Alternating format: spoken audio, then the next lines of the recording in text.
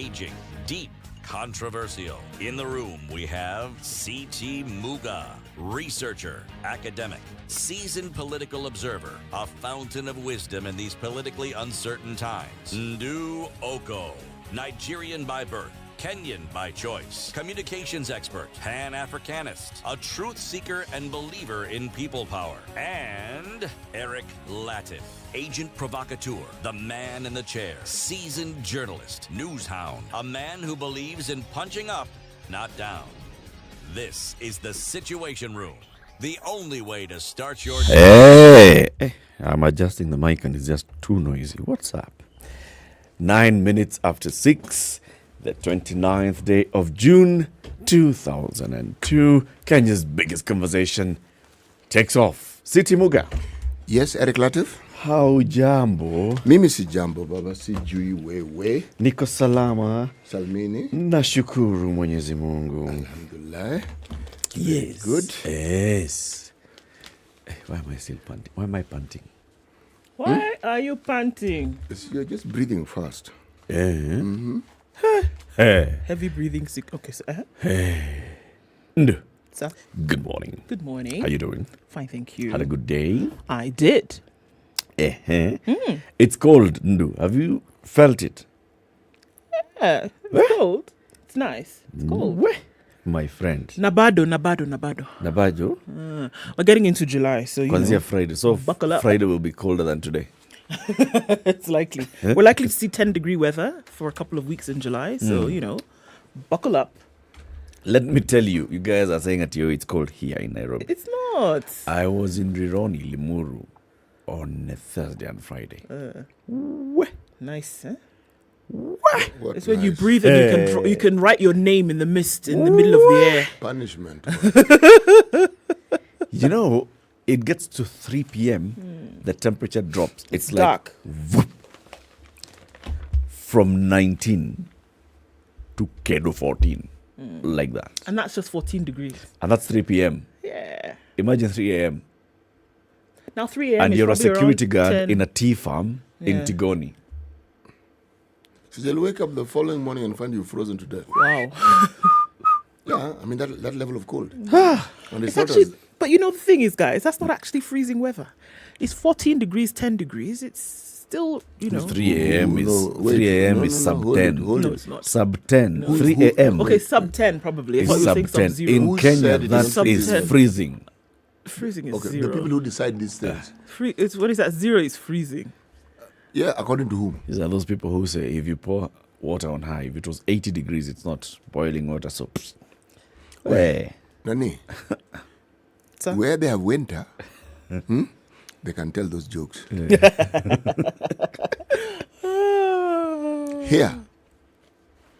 Can you understand why people make the move to other countries, for example, and it's winter, it's snowing? You can understand why people die. I can understand it. In fact, the only winter I actually experienced, the South African winter, it is very unpleasant. The winters of Europe are not fun, my friend. Why do people go to Europe in winter? Horrible. It's And like the glass. and Europeans are leaving their country to come here. Yeah, because they know it too.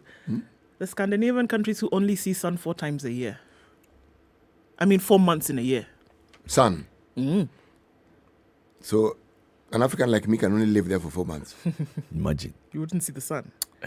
Well, without the sun, how exactly does life It would be. go It on? would be like this. It would be like this, and it's 11 in the morning, 12 in the afternoon. That's a place where night runners should migrate.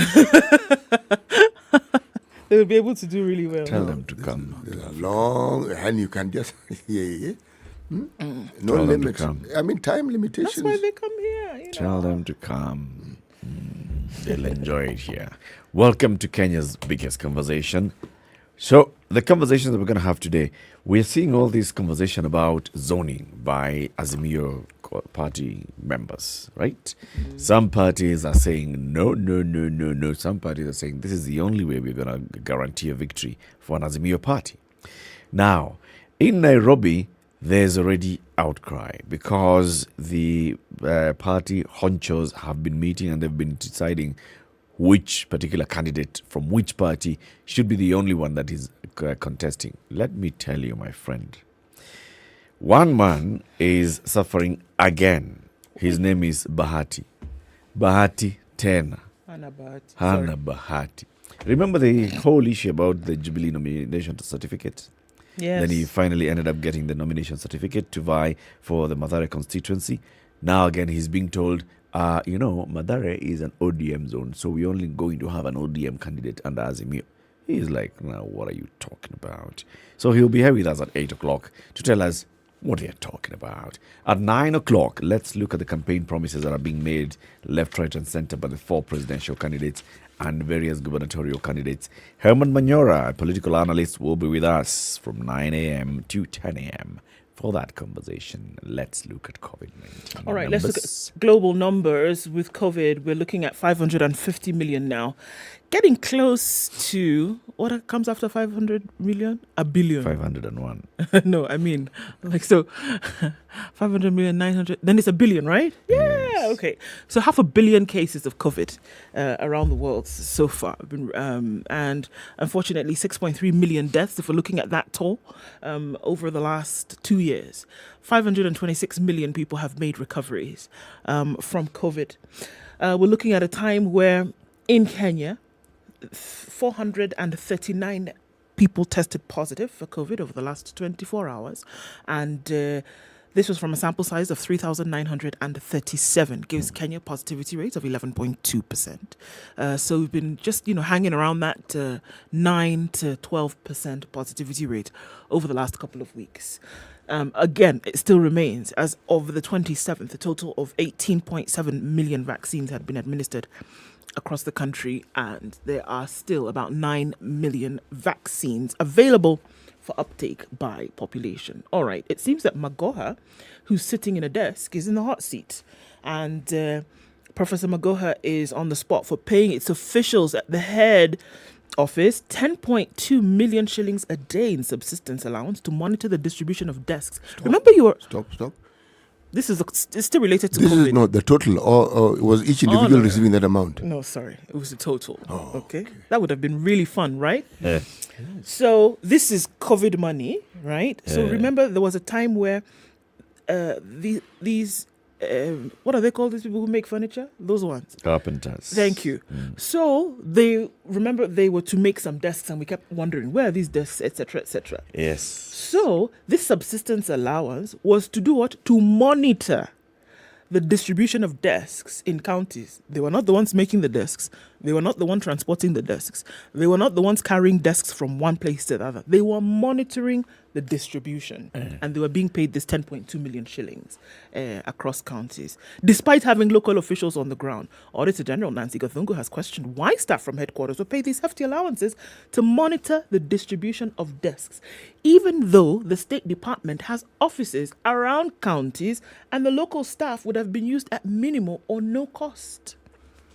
The chickens always come home to do what? Roost. Thank you very much. That's the COVID story. That's some of the things that are happening around the world. In Kenya, bwana. 17 minutes after 6, we are live streaming the show, SpiceFM KE, on YouTube and Facebook, and www.spicefm.co.ke. You know the drill. If you don't know the drill, let me tell you the drill. If you're online, please go on to Facebook and Twitter and send us a message. Tell us where you are tuned in from this morning. Salimia watu wawili watatu. We'll be doing a roll call shortly after we take a look at the weather forecasts.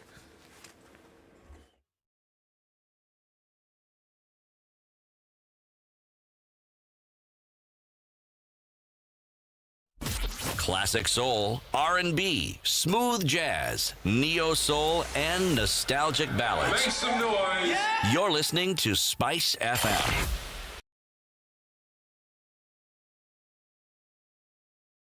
Standard Group's Farm Kenya initiative is the umbrella entity for all agriculture-related channels, activities and investments. The media platforms under the Farm Kenya initiative include the Smart Harvest Weekly Pullout in the Saturday Standard, KTN Farmers TV, a 24-hour agribusiness TV station, Maisha Kilimo, a weekly agriculture show on Radio Maisha, AgriTalk on Spice FM's morning show The Situation Room, and Grind na Agribiz on Vibes Radio morning show Morning Vibes. find us online at www.farmers.co.ke, an integrated website that creates and aggregates agri-content, hosts a digital marketplace, and wide range of agri-data. Other platforms include specialized events such as the annual Mkulima Expo, quarterly Farmers Kenya Breakfast, and dedicated social media platforms at Farm Kenya 254. Farm Kenya, working to secure your growth. Looking at cloudy conditions in Nairobi, 12 degrees. There you go, Eric. That's what it is this morning. Highs of 22, lows of 12 today. Clear at 13 in Nakuru, highs of 23. We'll see highs of 21 in a clear Nyeri at 12. 14 degrees and partly cloudy conditions in Eldoret, highs of 22 and lows of 11. It's raining in Mombasa at 22, highs of 27 and lows of 21. We'll see highs of 27, rain showers in Malindi, and lows of 22. 18 degrees and mostly cloudy conditions in Kisumu. We'll see highs of 26, highs of 25 in Kakamega, where it's mostly cloudy, currently at 18. It's 18 degrees and cloudy in Kampala, highs of 25. We'll see highs of 29 in Dar es Salaam. Mostly cloudy conditions through today. It's 4 degrees in Johannesburg. We'll see highs of 14 and lows of 2. Now that's cold. 25 degrees in Lagos and it's raining. Highs of 30 and lows of 24. 21 in Kinshasa. Highs of 30 today.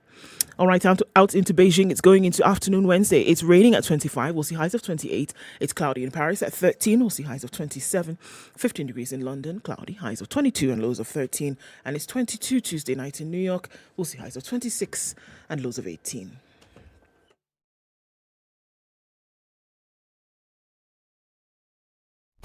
Classic soul, R&B, smooth jazz, neo soul, and nostalgic ballads. Make some noise. Yeah. You're listening to Spice FM.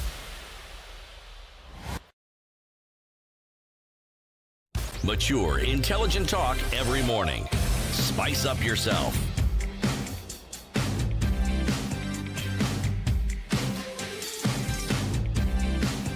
20 minutes over 6. Everybody's online this morning. Good morning. Mwalimu Dominic Cheriot is tuned in from Kaptarakwa. Kaptarakwa. Okay. I don't know where that is, but he's tuned in this morning. It's in Kaptarakwa. Very good. Koriot Nandi County, we are tuned in. Good morning. Good morning to you as well. Tuned in from Kisumu City. Living in Kenya requires one to be happily sad. Wow, Jonathan. Seriously? Mchelewa sana kwenye online platform. Oh yeah. Tumechelewa. Siwaoni YouTube. William is complaining. What's going on? Ni ukweli, Ednah. Tumechelewa YouTube. Sisi tuko YouTube. Hatujaweka switch on.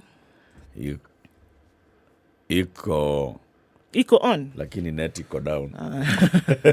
Lakini tuko. Okay. Good morning, watching from Colorado Springs. Hello, Robert Sanga. Good morning, people listening from London, Ontario, Canada. That's Rural Karaoke says good morning. Tuned in, Kamakawa. Good job last night, Mr. Latiff. Ready for today's conversations. And Odero Jr. is freezing from the Great Wall of Kino. Okay. That's the place. Teacher says good morning. Outambanyam Boni is where Bernard Boyce is tuned in. Loresha Locked, tuned in from Rarieda Sub-County. Ombonya Onyango Derek says, CT, you are being greeted this morning. I have specifically received the greetings. You have specifically procured? Yes. Very good. I have. Good morning, team. Tuning from Thika. I can't miss to follow you. CT is here pouring wisdom, I'm telling you, in dollops. Can you pour wisdom in dollops? Or is Yes, it you fluid? No, you can. You can. Okay. In Ndu, I fact, love you your can courage use and any plural term that in you see batches. fit. How? In batches. Like those nurses who are going to the I'm telling UK. you. All right. Ndu, I love your courage and confidence. Latiff, you're a strong man. I didn't expect to see you today. Jana, you did a good job. You guys are like a jigsaw puzzle. You fit perfect together. Oh. Sindio? Puzzle. Jigsaw. Tena Puzzle. jigsaw. Puzzle. You fit well together. No, you fit. Good morning, Spice. Always tuned in from Dadaab. Good to have you on the show, Evans. Robert Bogo tuned in from Mombasa. Idewa Francis also tuned in from Mombasa. I like this name. Enyati ya Nyabutunwa tuned in this morning from Nairobi. We can see all of you guys online this morning. Thank you for joining us. Good morning, everybody. City. Are we out of Angola? Yes, we're now in Mozambique. Mozambique. Yes. Another Portuguese. Frelimo. Amora Machel. Hey, Africa. Luta continua. No. One must always greet a new subject with song. Yes, Very good. Which doctors do not sell their potions to each other? And you wonder why. Wonder why. You know? I think to be Mine works well Yes. for love. Yours does well for business. See? I think this Okay, particular proverb was not written by a witch doctor. Because even witch doctors have a pecking order, a seniority. Yes, and then the areas of specialization. Not these ones who have their names plastered on the back of trees right across town, telling you what the things they can do for you. Those are the witch doctors who didn't go to witch doctor school. How do Those you know ones, this? I think, are probably wannabe witch doctors. How do you know this? That what? That they want to be. Those guys, Muganga kutoka Pemba. How do you even know that guy comes from Pemba? Because he says he comes from Pemba. You go and ask them. No. Go can and say deal with anything. them. There are certain trades. For instance, somebody who's actually good at what they do. Okay. Do you remember there's a place in Tanzania called Loliondo? Loliondo. Loliondo. Yes. You recall? Herb? Kulikuwa na babu wa Loliondo. Yes. Did he put an advert in the papers? No, please. Did he put an advert on the back of trees? No, sir. Did he send Twitter messages? No. Was he on Facebook? No. And how did people get to know about him? One person. Yes, precisely. And it spread like Word of wildfire. mouth. And there were streams of people. Yani, For it was kilometers. It was like a pilgrimage. Yes. There's a certain line of work. Word of mouth is what Tells you. precisely. The moment you're in the Which paper, doctors? the moment an article in the papers. These are the ones of I have a Look, guy cutting You my know, Eric, look, the Eric. traditional witch doctor operates like that. You know, they're only dealing with a village, all right? No. But in this world of globalization, when you look at, expanding your business and you look at scaling, they also have gone to business school. That guy went to a professor of strategy. Remember the Strathmore business strategy? Yes. And it was Prof. told, Fred. you got to Pro- think, Ogola. Fred Ogola. Think strategy, expand, advertise. You know, my brother, this witch doctor thing, it can be tricky. And the fact that you see very many of them tells you that it works. No, it tells you there's a demand for it. It doesn't mean that it works. Okay? It just means there are people who understand the apprehensions that human beings have, and they will position themselves as being the people who are uniquely positioned to assist you with it. Yeah, you just think about the areas in which you've seen those ads around. Do you ever hear, do you ever see the one that says, okay, I guess, so like you say, in categories, right? Educate, help me to pass my exams, to find husband, promotion of Find business, husband, yes. Get wealth. get wealth. Funga biashara. There's I certain would things, actually there's wonder- certain areas that they focus on. Mapenzi. Nguvu za kiume. Eh, There's certain things that certain areas that they focus on. The things that would bring drama to you or worry, tension, they've honed in on those I areas. was once in a boat coming from Mfangano Island. It was a matatu boat. From Mfangano, it stops at Ringiti. No, it stops at Takawiri, and then goes to Mbita. Now, when we go to Takawiri, some people boarded. Among them was somebody who clearly purported to be a witch doctor. And he was telling people how he had some sooty stuff and he was eating boiled eggs. He had eaten one. He was peeling when he talked about how the portion that is inside that sooty looking thing would calm the sea. He had barely finished his sentence. Man, a wave hit that boat. The suit plus the boat. No, we were airborne. I was sitting next to him, so I was watching. The egg airborne out of the boat. The suit. The suit everywhere. That's why it didn't work. Because what? See, now it's gone before he ate it. So He didn't have eaten the egg. Yes. and the guy was prolific because he was receiving phone calls. The first thing was that this witch doctor was right. He predicted that the waters are going to be rough. Number He one, was claiming he was coming it. number one, predicted that the waters are going to be rough. Number two, he has a solution for it. Now, before he had administered the solution, The wave got the better of him.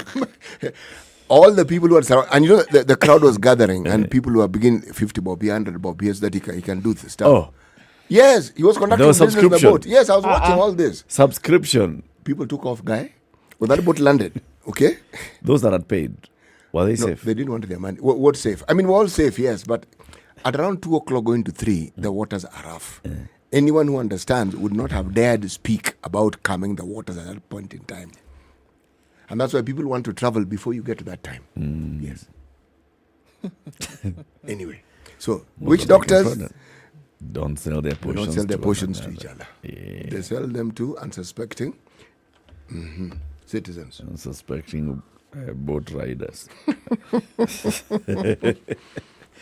www.standardmedia.co.ke. Become a member of our online community and visit that website. The story that we're promoting today, Justina Wangoi. That is the running mate for the Roots Party presidential candidate. What's his name? Wajakoya. So Justina is talking about Wajakoya and their widonomics. Running a mate thing, talks about the family, the politics, and the economics of hemp. This thing can liberate us economically. That is the story that is there. Say, what are you looking at there? Okay, so I wanted to start with the an African story because I'm just looking. It's been in the news for some time. Yes. It's not a really pretty one either. So just going into that, it's covered in the Nation today. It's covered in the Standard as well. The UN now is urging an independent probe of the Spain-Morocco migrant deaths. We know that there have been quite a number of people who have tried to immigrate to Europe, and they've done that by way of the Strait of Gibraltar and then tried to move over then from Morocco out into Europe. This time, it doesn't look too pretty. The United Nations has called for an independent investigation into the deaths of at least 23 people after about 2,000 migrants attempted to cross from Morocco into Spain last week.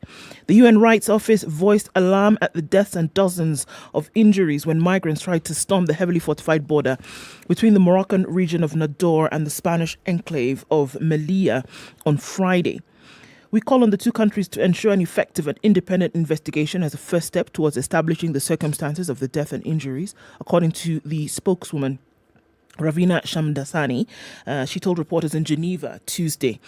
She stressed the need to determine any possible responsibilities and urged the two countries to ensure accountability. At least 23 migrants died and 76 others were injured, according to the Rights Office. Moroccan authorities said 140 police officers were wounded in the ensuing violence. This is the highest recorded number of deaths in a single incident over many years of migrants attempting to cross from Morocco to Europe via the Spanish enclaves of Melilla and Ceuta. While it remains unclear how the deaths occurred, she said the office received reports of migrants being beaten with batons, kicked, shoved and attacked with stones by Moroccan officials as they tried to scale the barbed wire fence some 6 to 10 meters high. Okay. We call on Morocco and Spain to ensure respect for the rights of migrants at the joint border and, in particular, that their border officers refrain from using any kind of excessive force. So here what they're trying to do is uphold the rights of migrants. It doesn't matter if they're trying to get in illegally or not, right? Yeah. Shamdasani also called on the two countries to take all necessary steps alongside the European Union, the African Union, and other relevant international and regional actors to ensure human rights-based border governance measures are in place. These include access to safe migration pathways, access to individualized assessments, and protection from collective expulsions and from refoulement, as well as from arbitrary arrest and detention. The migrant rush in Melilla came after Madrid and Rabat normalized the diplomatic relations following an almost year-long crisis centered on the disputed Western Sahara territory. For Spain, the main objective of the diplomatic thaw was to ensure Morocco's cooperation in controlling illegal immigrants. So it was very bad pictures that we saw Horrible. last week. Horrible pictures.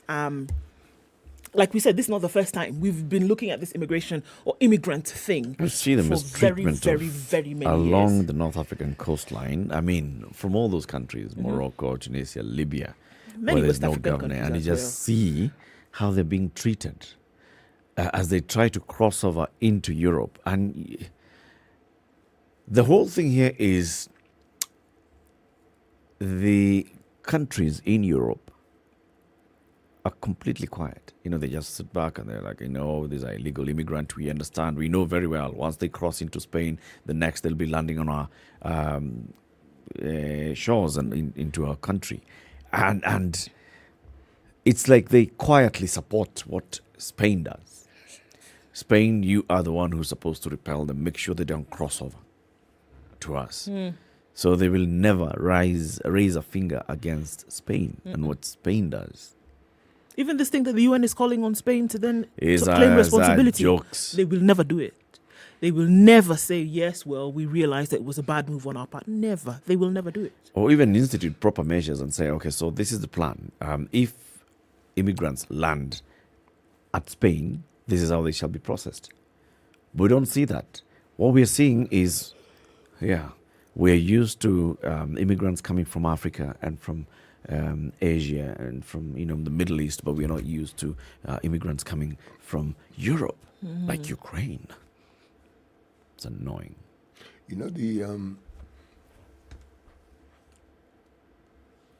Angela Merkel will be remembered for many things. Among them, there is the position she took with regards to immigrants. Because to actually make the stand and say, folks, these people need asylum. They are not, they don't come, these Syrians, it's not as though there's peace, enduring peace in their country. And they didn't run away because everything was all yes, rainbows and bunnies. They haven't come all this way for a holiday. No. They have a problem. And she retraced it back and said, we also needed help at some point or the other. If you look at the transatlantic slave trade, and how Africans were enslaved and taken to these very countries that we are speaking of, to countries that some of these states had colonized at the time. Sometimes it takes centuries, sometimes it takes decades for the chickens to come home to roost. Okay? But why is it that we as Africans, do you hear us complaining when one of our neighbors has an issue and their people come to our country? No. Minimum fuss. You come, you stay. When things are better, you go back, you come back, you stay. It's a non-issue. And if it's an issue, it's a minimum issue. Yeah. Look, I think the conversation now is spreading. I think that there are very many other factors that are coming to play here. We hear that the EU, the AU are being called upon to insist. And I think that there's another insistence now that is being sought and said, you know what? The very fact that these immigrants there's something they're running from, like you say. There's something they're running from, and perhaps that is what ought to be addressed. Actually, go a bit further. The turmoil that we have on this continent often has to do with interference that these very, very countries have within our borders. Thank you. The people they prefer, the people that want to rule, their support for them, the selling of arms, it is what causes the turmoil that displaces people. That makes them say, I'd rather risk my life than stay here. We don't manufacture arms to any large degree on this continent. And as for wars, what causes them? It's conflict. Two warring groups, they're not warring, they disagree and then they go to war. And who supports them? So, you create a situation and you probably hadn't foreseen the consequences, and here it is at your doorstep. Do you really think that these countries in the western part of Africa, if they didn't have conflict, you think people would be fleeing? They wouldn't. They wouldn't. They would not. Yes. Let's take a break. It's 23 minutes to 7. Kenya's biggest conversation. We want to take a look at traffic, right? Wherever you are, if there's traffic wherever you are, you just get onto Twitter and tag us at SpiceFMKE. And the fact that you can actually get onto Twitter from your mobile device and you tag us at SpiceFMKE is testament to the fact that we have opened up communication across the country.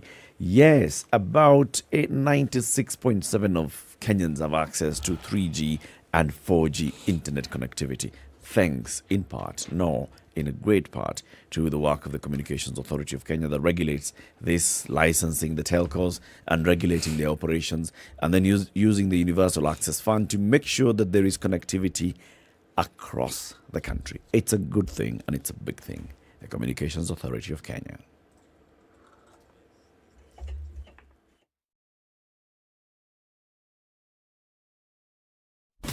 Classic soul, R&B, smooth jazz, neo soul, and nostalgic ballads. Make some noise.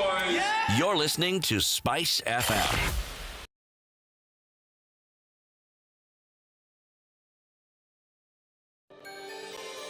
Are you looking for employment and are tired of sending job applications without any response?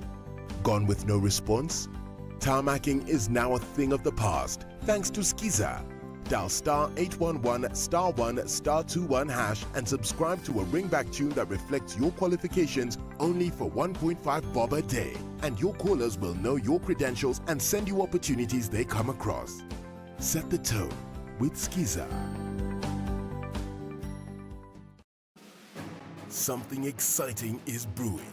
Women have boldly and courageously stepped forward. They have what it takes to be Miss President. Don't miss out on this new exciting season of Miss President 2, premiering on 30th June only on KTN Home. Classic soul, R&B, smooth jazz, neo soul, and nostalgic ballads. Make some noise. Yeah. You're listening to Spice FM.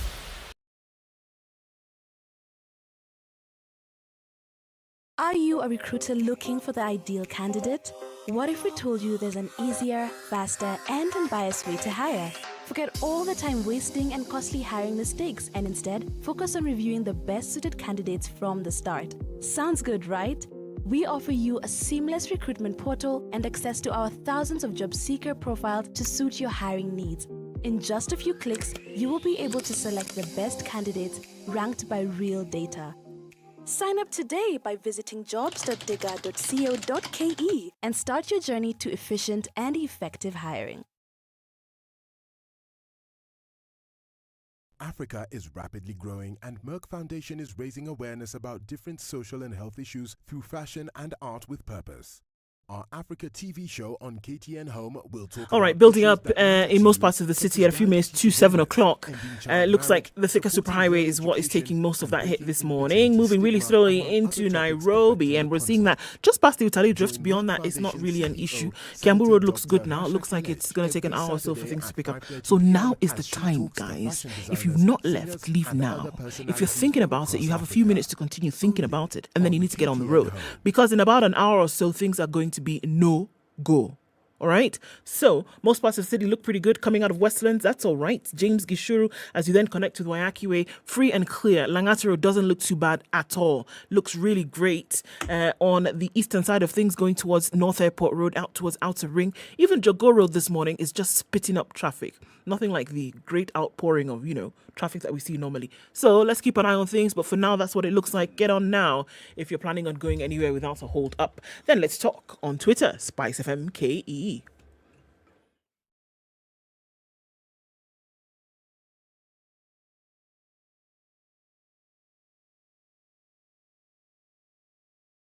Mature, intelligent talk every morning. Spice up yourself.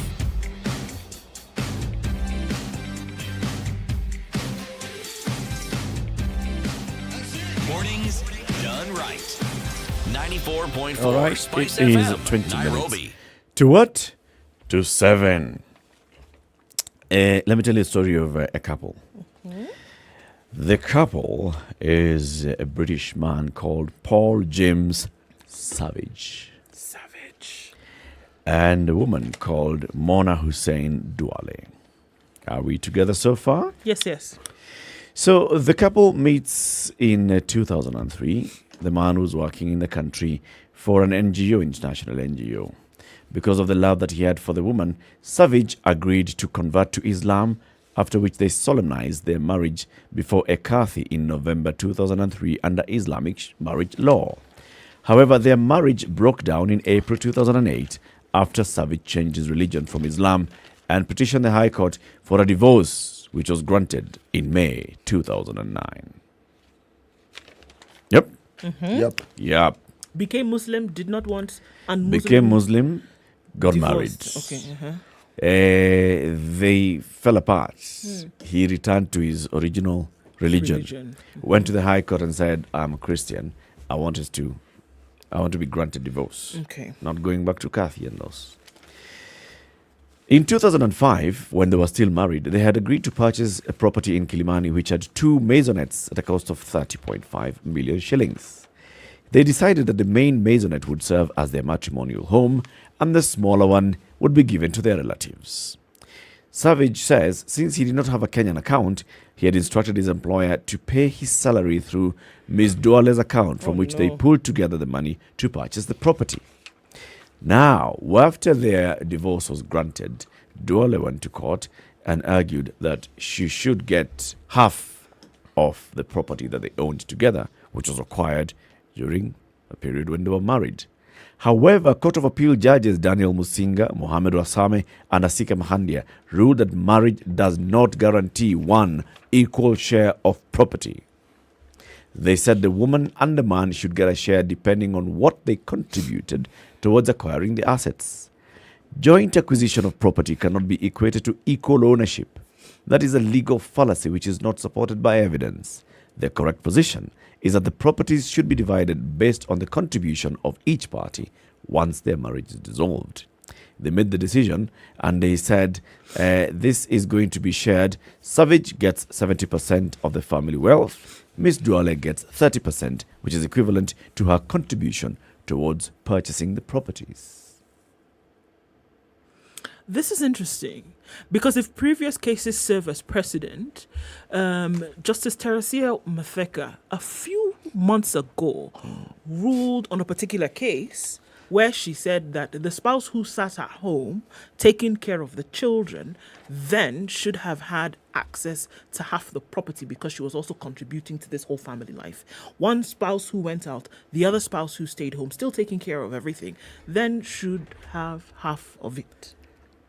The Court of Appeal judges do not disagree with that principle, that you contributed something. They're just saying it disagreements- should not be equal. Yeah, it doesn't mean that it should be equal. It's interesting. Right? It should be equated to your contribution And contribution here to is the determined. acquisition of this property. And what exactly are the tenets of this contribution? What is it that they use to determine the contribution, and how do they weight it? See, you provide evidence in court. You know, it is a lot easier if somebody argues that before I married this person, I owned this. That one, you can't really contest it because the person already had it. But if you have acquired the said property Together. in the time when you're married, tricky. Oh my It's not, according to the judges. Well, Provide evidence of your contribution to the acquisition of this. We're not talking about contribution to living together. no. Contribution to each no, other's no, well-being. The living We're talking together, about tangible property. actually living When it's together. now tangible property, so Yes. what did you do towards the acquisition of They're this looking for particular piece material of- evidence. And Yes. I'm saying living together is tangible evidence. The fact that you are in a union, yes, that in itself, of your choice, that in itself is a strong contributory factor to whatever it is that you are doing. Now, you want to quantify it, you can. Okay, so let's put it this way. The fact that we are together starts us off at 50-50. Okay? Then I put in money. Are we still at 50-50? No, we're not at 50-50. There you go. No, that's a business. So This is what the judges are saying. When a couple agrees to share their lives in a joint home, they do so on the basis of mutual trust, love, and affection, and in the expectation that their love will endure all trials and tribulations.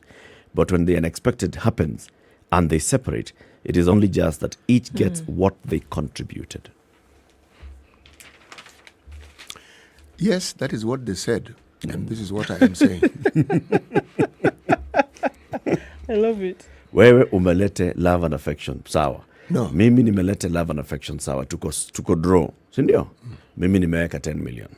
Mimi Wewe nimechunga umeweka 2 million. mimi nimechunga Tuko draw bado? Nope, bado nimechunga watoto. Ninakupikia, ninakupatia atmosphere ambayo unaweza kujibidisha, utafute mali.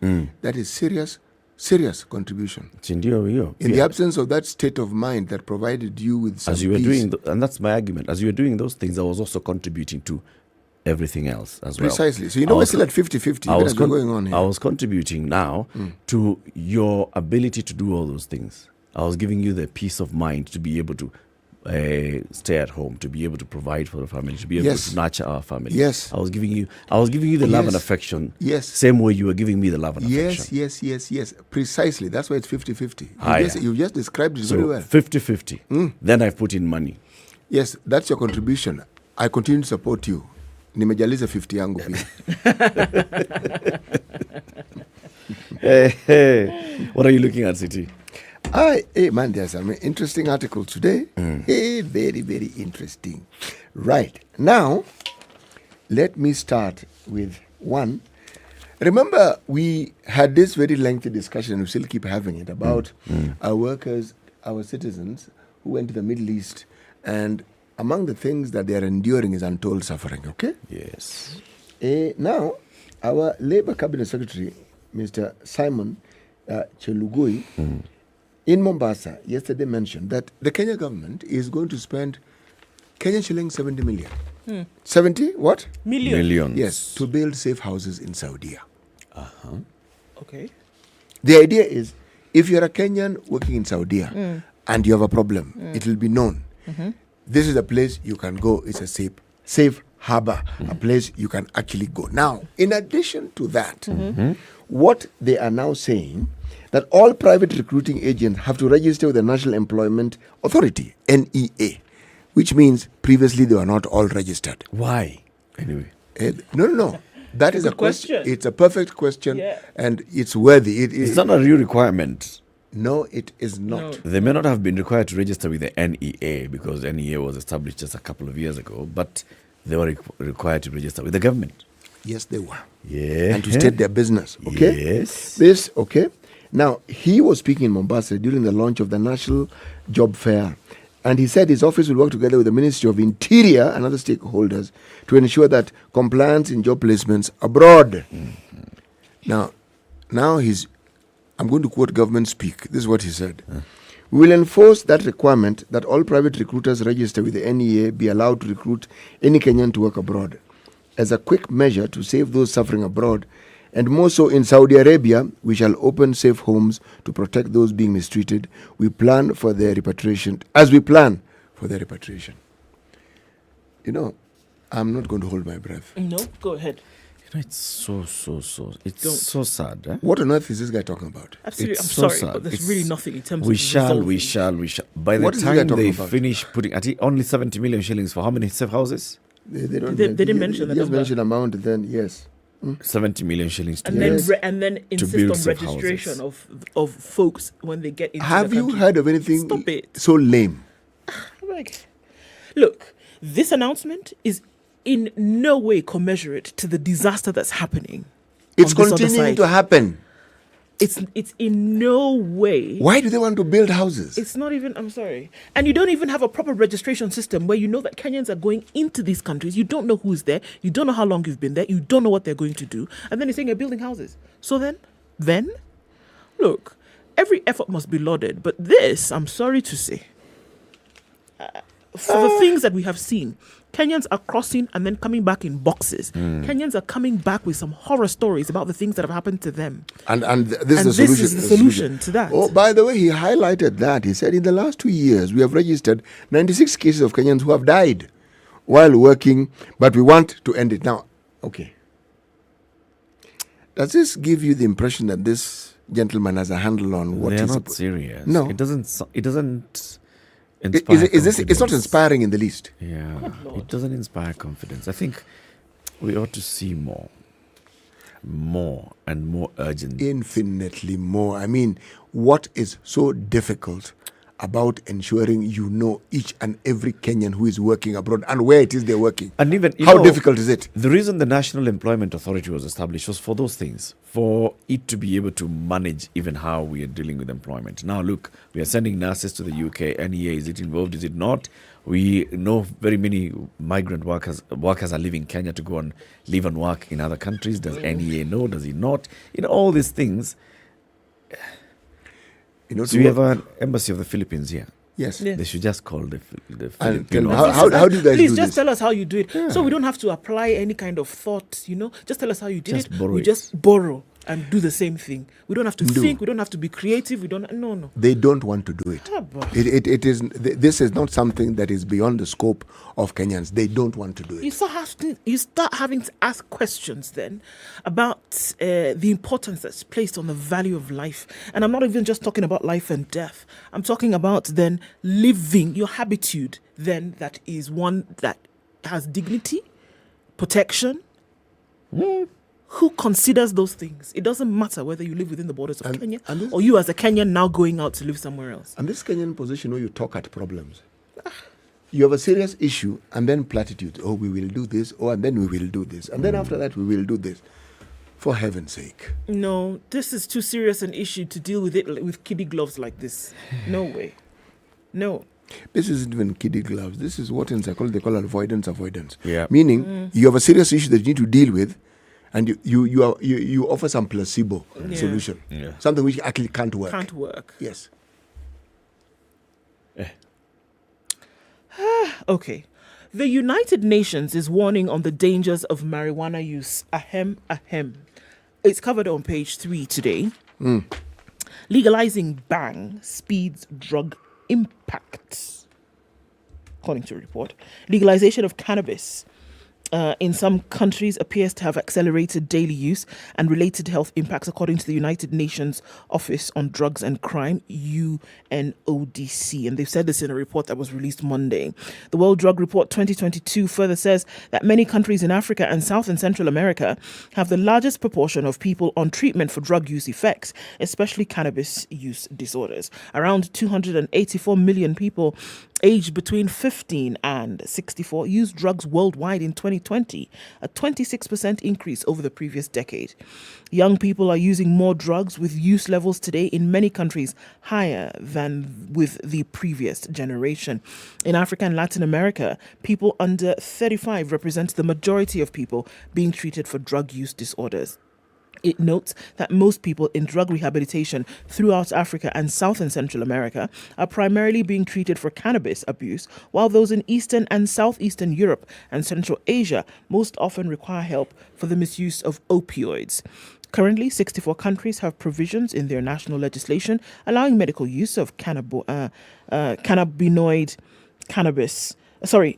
pharmaceutical preparations and cannabis herb for a range of medical conditions. The research says cannabis is the most widely used drug in the world, with 209 people using it in 2020. 209 million people Thank using you. it in 2020. Thank you. Yes. Its consumption has surged by 23% in the last decade, as per the report, which places Egypt, Morocco, Nigeria, Eswatini, Ghana, Zambia, and South Africa as source countries of opium in Africa.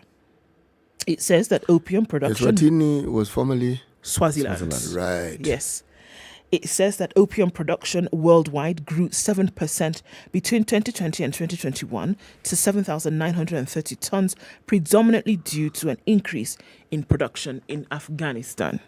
It would appear as though this country is focusing primarily on the global south, right? And then parts of Eastern Europe. So you want to ask yourself the question, why then parts of the Western Hemisphere, Western Europe, the United States and North America and Canada have been left out of this? Because we know what the numbers say in terms of their drug dependence, and it's not a pretty picture either. Actually, if you're talking about the business of drug consumption, they contribute significantly. Yeah. Yes. But this is what we're looking at here, and it's interesting that we're saying that essentially the report is saying that legalizing bang, what you would essentially do is that this impact that we're seeing that drug use and abuse has had on populations over the last decade could then increase once and this is happening with it being illegal in very many countries, right?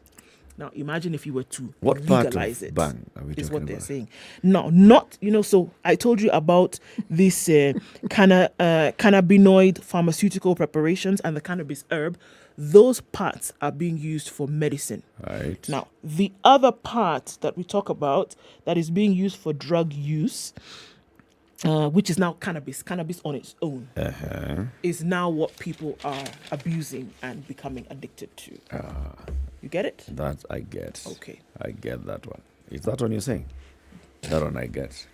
So those countries and states that are legalizing marijuana for recreational purposes, those are the ones that are being cautioned. Yes. That if you legalize this thing, this problem that we're seeing is like if we did 23% of an increase in 10 years, they're just saying, imagine what will happen now when you open the doors. It's then free for all. That's what they're saying. Yes, we hear what they're saying. It's already free for all. What are they not saying? Yes. What are they not saying? I mean, this assumption that legalization is suddenly going to open the doors are already open. Yeah. People defy the laws and consume. So you think if you legalize it, they'll be consuming it more. No, they will not. They'll just keep consuming it at the same level they were consuming it before.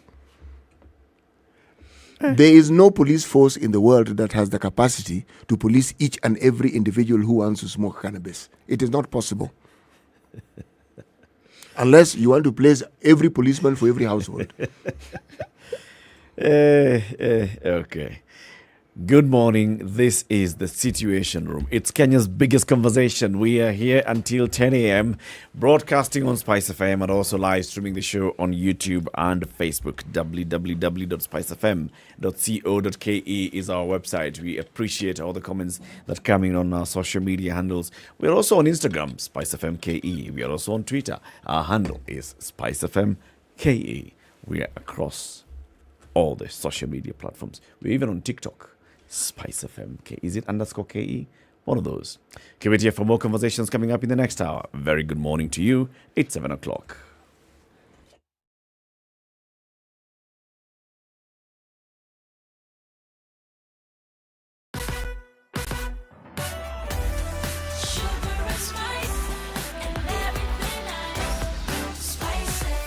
Spice up your life.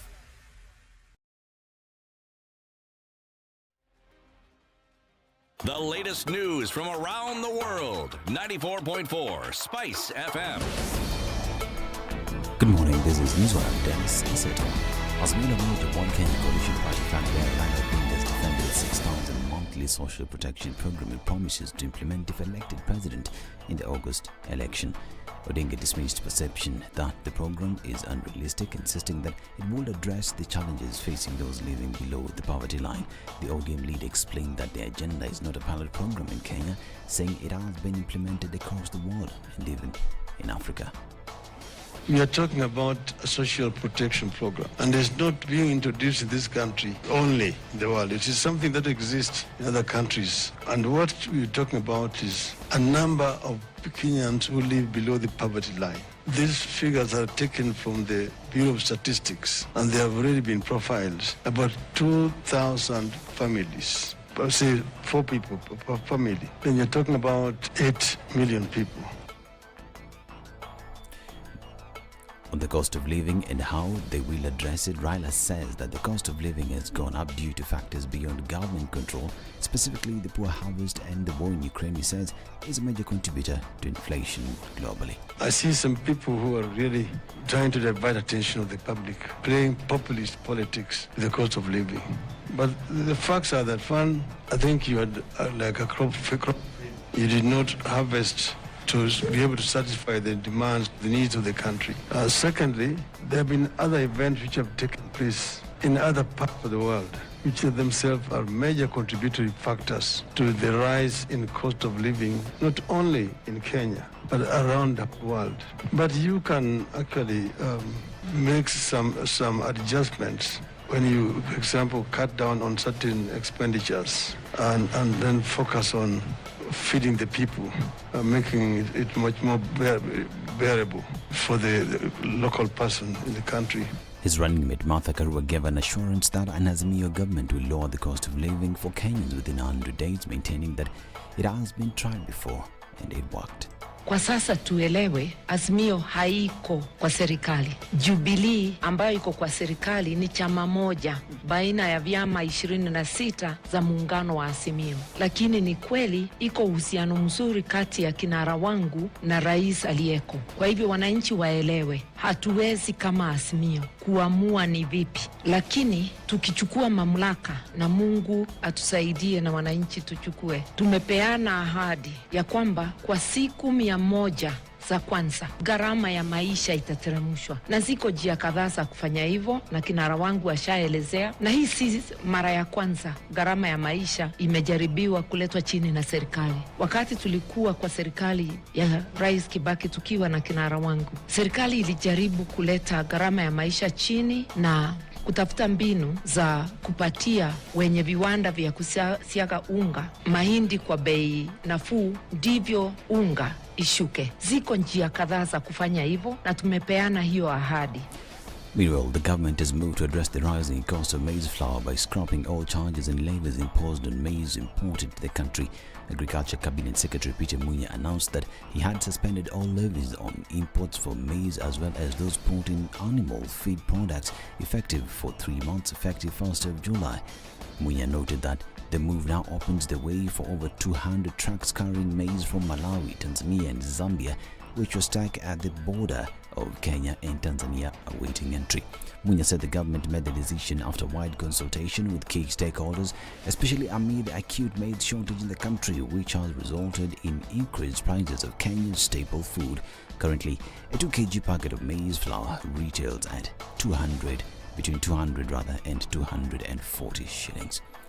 Mother-to-child HIV transmissions have been named as the main setback to reducing new infection rates in the country. National AIDS and STI Control Program CEO Rosa Fuller said the infection rate through the mother-to-child transmission was recorded at 8.3%, which was 3% over their goal, noting that the prevalence of new infections was among adolescents and young people. She cited fear and uncertainty of access to services as reasons for the spike, with stigma identified as the most prevalent factor. Now, 3 armed robbers believed to have been behind the killing of 2 traders at Adams Arcade 2 weeks ago in a botched robbery attempt while lynched by a mob in Kasarani.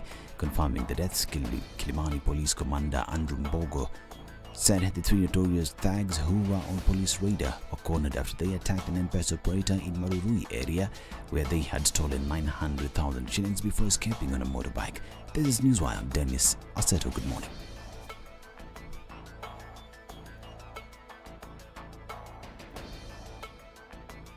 The news on SpiceFM is brought to you by the Communications Authority of Kenya. The Communications Authority of Kenya, opening your world. SpiceFM, Nakuru. All right, that 7 o'clock hour means that traffic is building up in many parts of the city this morning. Jogo Road doing that thing, and we're looking at traffic then also now building up, going towards Outer Ring, coming off of Savannah Road, Manyanja Road. Everybody now trying to connect with Outer Ring, Kangundo Road, and then Juja Road getting into the city. This is the hour. We're also looking at the Thika Superhighway has picked up significantly right around that Outer Ring junction, so that's interesting going into the city. Kiambu Road, in and outbound traffic is already bumper to bumper. Limuru Road is doing the business as well. Okay, coming out of Westlands, Ring Road Westlands already really busy right now, and James Gishuru snaking along very slowly, then trying to join Wayaki Way. Use the Red Hill Link Road. You'll be all right going out towards Kuna, and then you should be all right coming into the city. What else is going on? Langata Road, which was bound to happen, has already started that build-up just past Wilson out towards the interchange, and we're likely to see crazy traffic then spill over to Raila Odinga Way. We'll keep an eye on things through the morning. Help us out as well so we can spread the news. Let us know. SpiceFM KE on Twitter.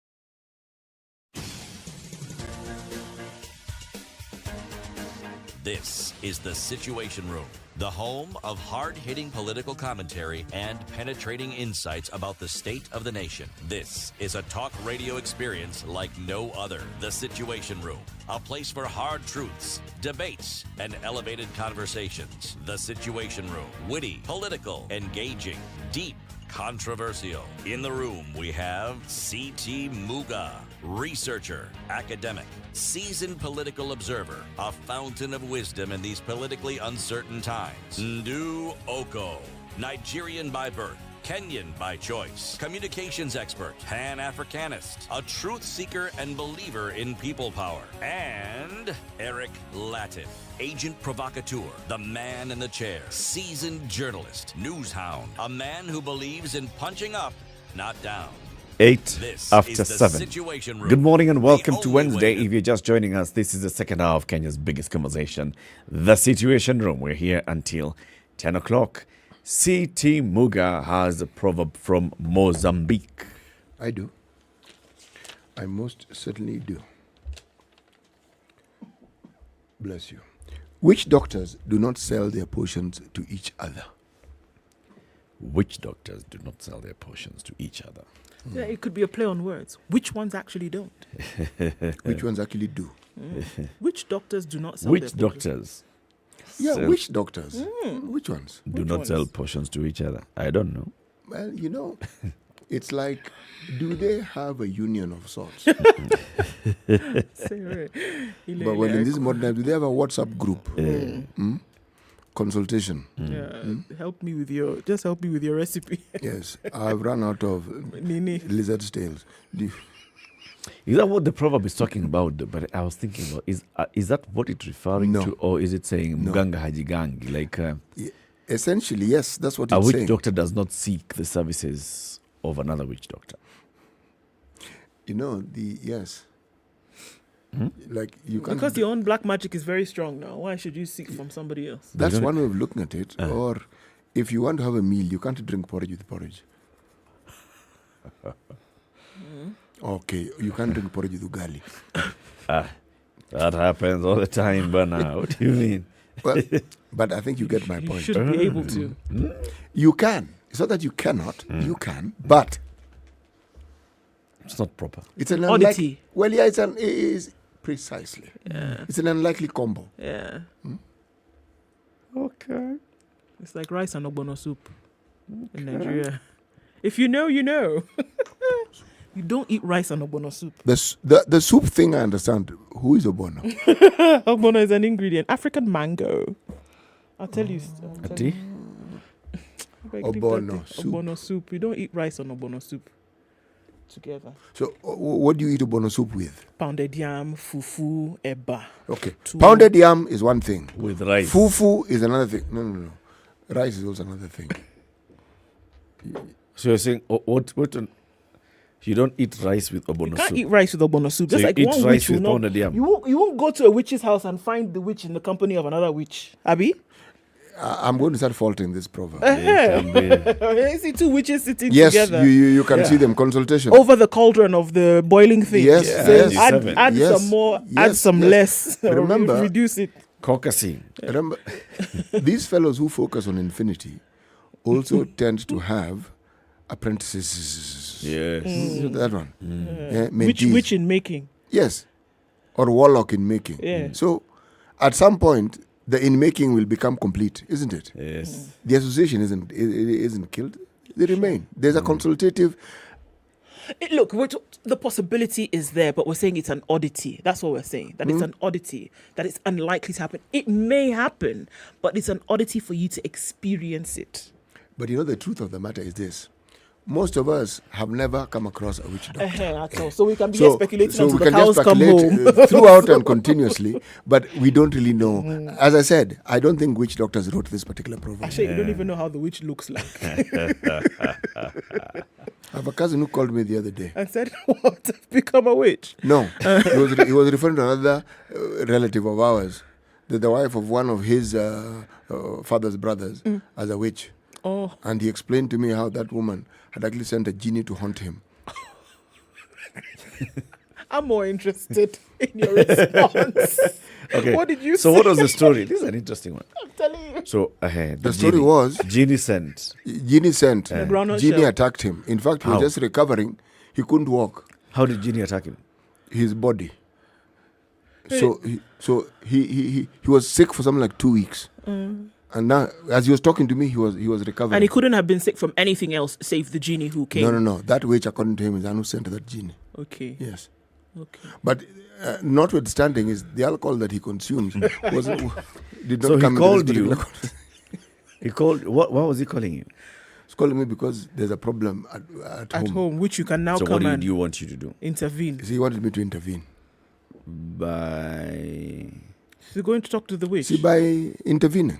Normally, so negotiating on his behalf? no. Solving. Or taking away the Or powers to let of the people witch. know that there is a witch first of all. No. He says everybody knows. I didn't know, so I don't know. Take away the powers of the witch. Maybe that's what he expects you to do. He wanted me to to resolve these issues that are at home. So, Serious I behind wanted news. to ask him. Everybody knows. Everybody knows. It's only you who doesn't know CJ this. doesn't know. No, what I wanted to ask him, but I didn't ask him because he was speaking seriously and he was in earnest. I had to ask him, so I've heard, this was in my head, that when you're bewitched, you can walk on a wall. So did you walk on a wall? I mean, I wanted to ask him, but I felt I don't want to dilute the seriousness of this conversation because the guy was serious. This particular spell was actually affecting his body, so he would not be able to walk at all. Yes. Maybe after he had Wall, walked on the floor, wall. ceiling, he can't walk. But he was recovering. So I listened and I said, okay, I will look into the matter. So what have you done since then? Mzee? Since what? You were sent. You will look into the matter. See, I'm still looking. Oh, you've not called the witch yet. I gather. No. Have you established from others? Now, have you called everybody else? I don't need to call actually everybody else. establish I that talked to that lady myself. I mean, The somebody witch. I Who, the talked witch? to fellow- Yes. The witch. Oh, okay. She's a relative of mine. Okay. I talked to her a lot of the times. What did you ask And her? So just talk to her about the things we normally talk about. I'm not going to ask her. you a witch? What? You You're think? You are fearing. You dey fear. No. Eh, na It's him because make you dey fear. I do not believe she is a witch. I don't believe she's a witch. Okay. I don't. Not for a single second. No. Do you know someone else who, in that area, Have you seen how this Or guy in is your insisting on lineage. this question? who may be a witch? You must remember that she is the wife of an uncle. So she came. She's came with it. If she has Did it. she find other witches in your family? No. It's a good question he's asking. For me to answer that trick question, you think I don't know where you're going with this trick question? Do let me quote you. I see you. I see you, Omo. I saw you coming from far. This guy. I see you. And I'm supposed to walk in. But see, Feet first. you need to take this matter seriously. I have taken it seriously. Take it seriously. So either call back the person who called you because they were concerned, right? Call them and I happen to know my relatives quite well, all of them. I also know their capacities because literally everybody we're talking about is younger than me, so I know them. And I also know their inclinations. I also know the magic thinkers. So.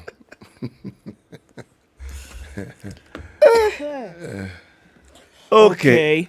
The headlines in all the papers. Let's just look at them quickly before I tell you a story here from NSSF. The Standard. Raila Karua, this is how we will govern. Of course, that took place last night. For the couple of hours when they're telling Kenyans this is exactly what we are going to do. Azimio flag bearer and his running mate Martha Karua open up on what makes their ticket tick. On a day, the coalition wrote to IEBC on 7 issues it wanted addressed ahead of today's meeting with the 4 presidential candidates. We know that IEBC meet to them today.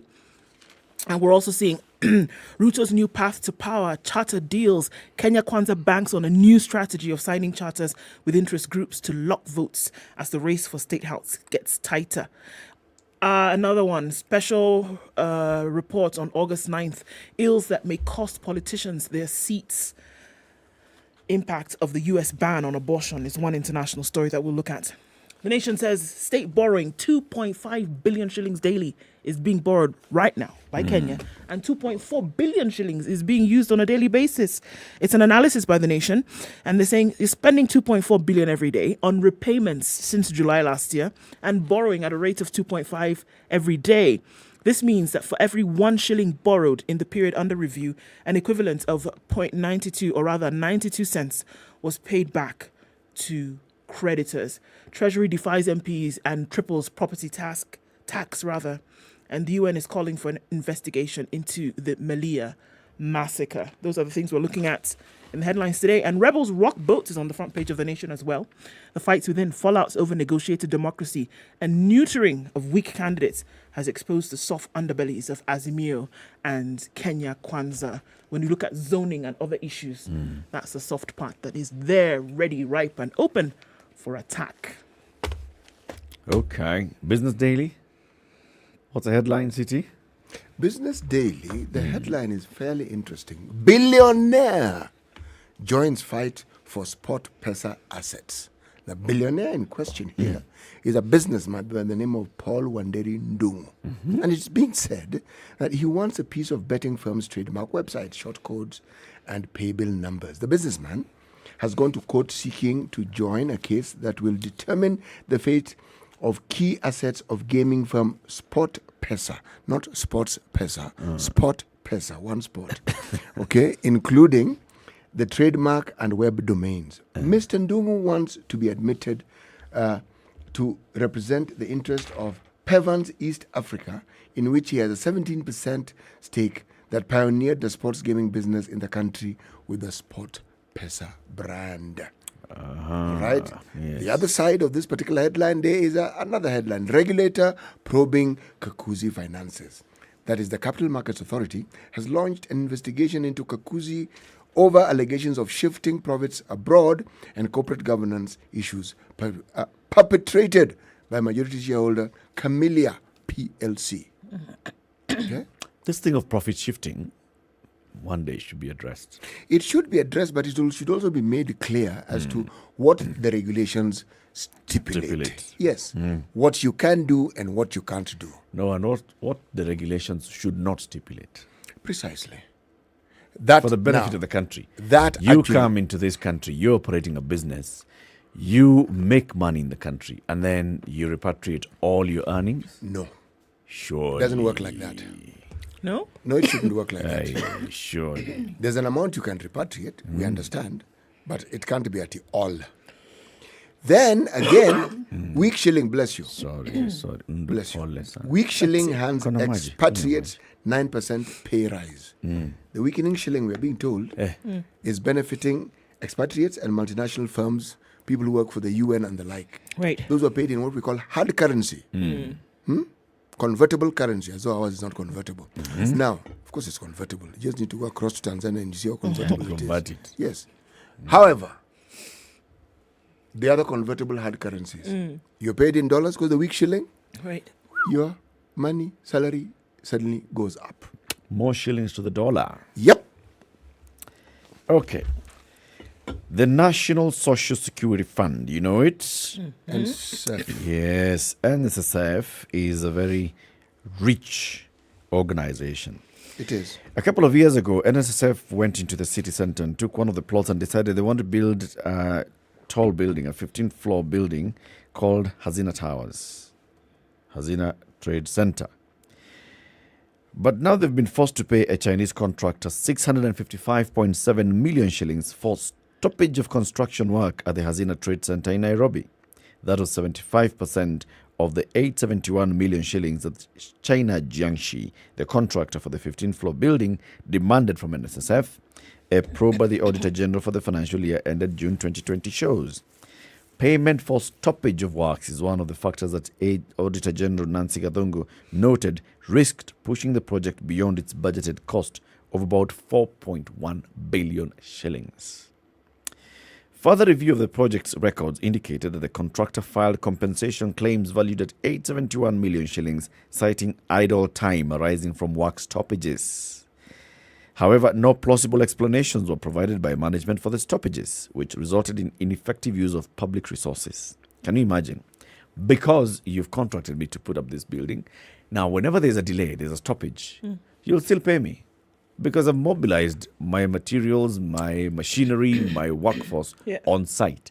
So NSSF ended up paying some 655 million shillings just because the building was not being constructed.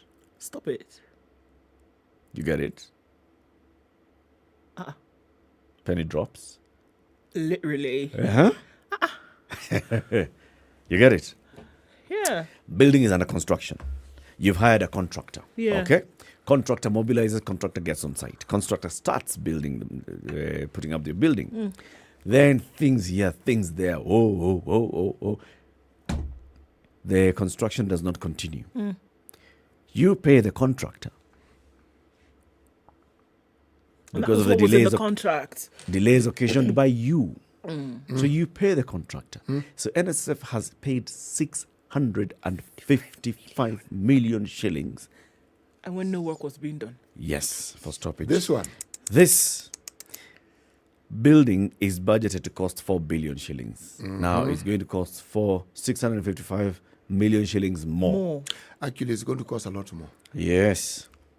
It's going to cost a lot more. In fact, the compensation valued, according to the report, is 871.6 million shillings. Exactly.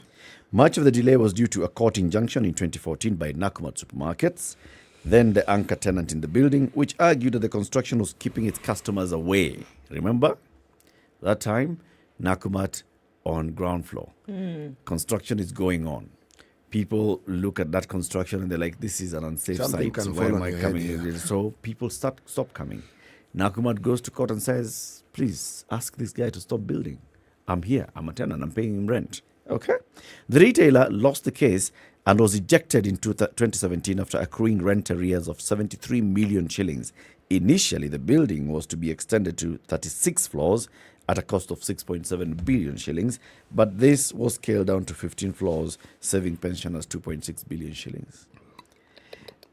The Auditor General's probe also unearthed several gaps in NSSF's financials, including a case where a tenant at Hazina Trade Center and View Park Towers presented fake banking slips totaling 9.33 million shillings, purporting these to have been transacted for rent payment. Wait now, all of this is happening within the same NSSF. Oh, yes! But this Too much drama. The fund only managed to recover 200,000 shillings from the tenant named Kenya College Medicine after auctioning parts of its assets. Rent arrears 9.33 million. They auctioned desk here, chalk there, blah, blah, blah. They got 200,000 shillings.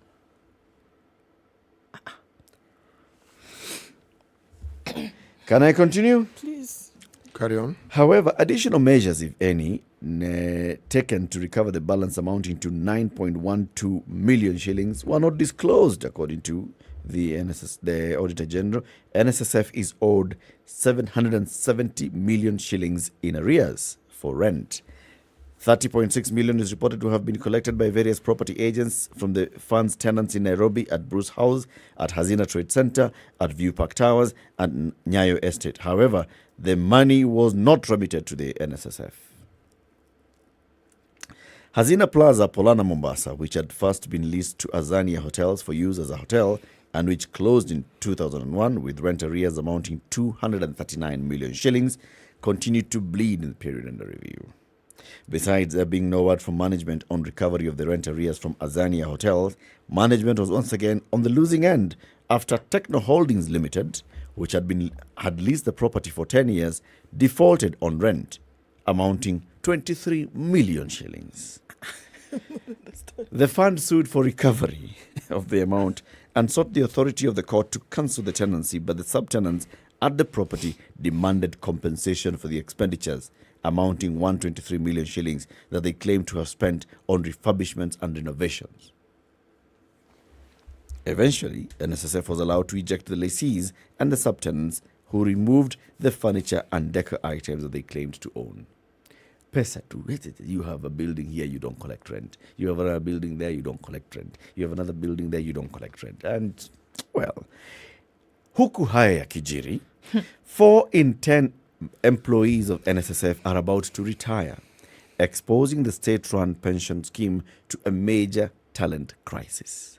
This is among the major weaknesses that the Auditor General has raised regarding NSSF's human resource management. While auditing the accounts, Ms. Gathongo pointed out that a huge chunk of employees in senior positions are in an acting capacity, some of them for lengthy periods, which may have affected the organization's leadership, as in left, right, and center. Are we together? Good Lord. Yeah. It doesn't matter where you look, whether you're looking at a building that was being constructed, whether you're looking at rents that were being collected, whether you're looking at individuals within the organization who were essentially involved in major corruption here, it seems that the fund was taking a major hit from every side. And then, I'm sorry, but it's just a continuous perpetration of what has been the issue at the fund for years. Because this is not the first time that you've heard stories of this nature from the fund. Nope. But now, look at what you're seeing, is that every issue that you've seen happening at the fund now is happening at the same time. From all angles. No, it's the reporting that has become more vigorous. Because, remember, the NSSF receives, it's like an HIF. They receive money continuously. And with the passage of time, and with more people being employed, the money has always increased. Yep. Now, the payout is one that is a subject of serious debate and will continue to be so. But if you look at NSSF, the saga and sagas surrounding that institution, my friend, it can occupy you for the whole year. There are many. Very, very many. You know, there is a building that NSSF owns, coming from town heading towards Pan-Africa, just at the corner as you're heading towards the law courts, the Kilimani law courts, just that building on your right. Beautiful building, beautiful. The headquarters. Yes, beautiful. That was the first building in this country that there may have been cost overruns before, but I didn't know. That's the first time This is the one. Yes, when I read and I said, oh, it was and it's the building that introduced me to the hundreds of millions of Kenya shillings. That amount had hitherto not been something that my mind dealt with. And the cost overruns almost hit $1 billion. At that time, it was as mythical as a unicorn. Okay? So, and that was NSSF. Now, in this day and age where communication is aplenty and people have access to information in a way that they didn't before, we get to hear more and more of this. But the question I would ask is, what more are we not hearing? What more don't we know? Yeah. There's a lot more that's happening then in this organization. Yes. And it doesn't matter. Change management, change boards, change. You ask yourself, is it really what we are seeing? But Eric, the other question that you keep asking is, haven't you noticed that whenever people sue government agencies, more often than not, the people who sue win. Yes. So, is it that these agencies get into a situation where they know they will deliberately be sued, and they know very well that if they put up a weak defense, that whoever sued them will win? Yeah. Because this is what we're talking about here. And on a much larger scale, remember that money which was supposed to build the Aurora and Kumarara Dam, the one which never even got to Kenya. Remember that one? Yes. Huh? You're paying, 5.1 billion. We've been sued. Yeah, yes, now 5.1 billion. The installment that you've not paid. You haven't received. You've been sued. It's like Houdini. Let's take a break. It's 7:30. This is Kenya's biggest conversation: the Communications Authority and the children accessing the internet. Yes. Remember that? Yes. So it's like followers here, YouTube there. Tomorrow, kids are saying they're on the internet all the time. And then, along with being on the internet, what does it cause? Danger. They're the dangers. But the Communications Authority has been really vigilant about making sure that the internet is a safe space and a safe spot to play in and also learn from, so that you can sit back, relax, and know that when your children are online, that they're also protected. Communications Authority has been really invested in making sure that these spaces are kept safe. Fam.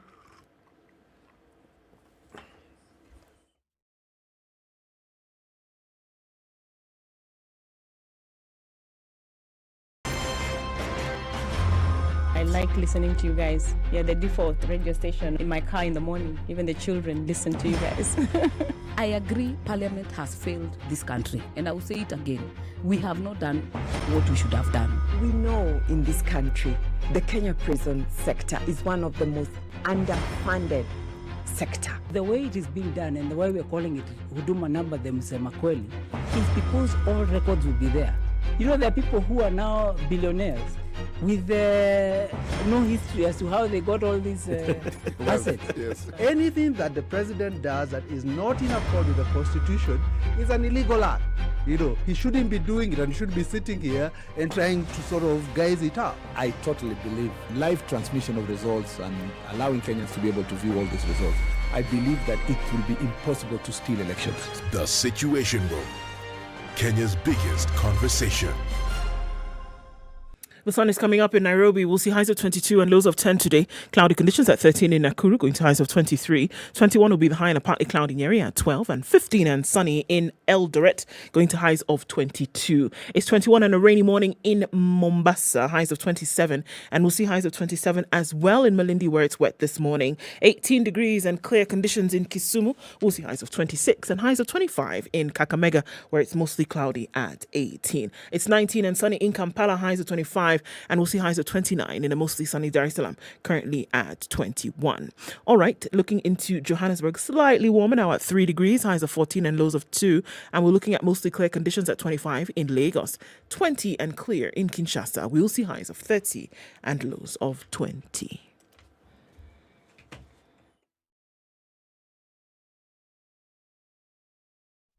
Classic soul, R&B, smooth jazz, neo soul, and nostalgic ballads. Make some noise. You're listening to Spice FM. All right, traffic hour, according to the clock, it seems to have started already. But we saw that movement that was already happening on Jogo Road and then going towards Landis at the City Stadium roundabout and then going on to Kamkunji. We're looking at some traffic at your exits on the Nairobi Expressway today. That's to be understood as folks wait to make their payments to get out. And Langata Road, though packed, is not looking as bad as it has a couple of days. Uhuru Highway, looking at that stretch, then just past the Nyeri Stadium roundabout, out into the city, is already doing the business this morning. What else are we looking at? The Thika Superhighway, not as heavy, but it's going to pick up. Kiambu Road is an absolute mess, and we're looking at bumper-to-bumper traffic in and outbound. Traffic hour has begun. Let's keep an eye on things. Let's know what's going on where you are. Let's try to keep safe. The weather's looking a little bit brighter today. And then let's talk on SpiceFM KE on Twitter. Text 40127.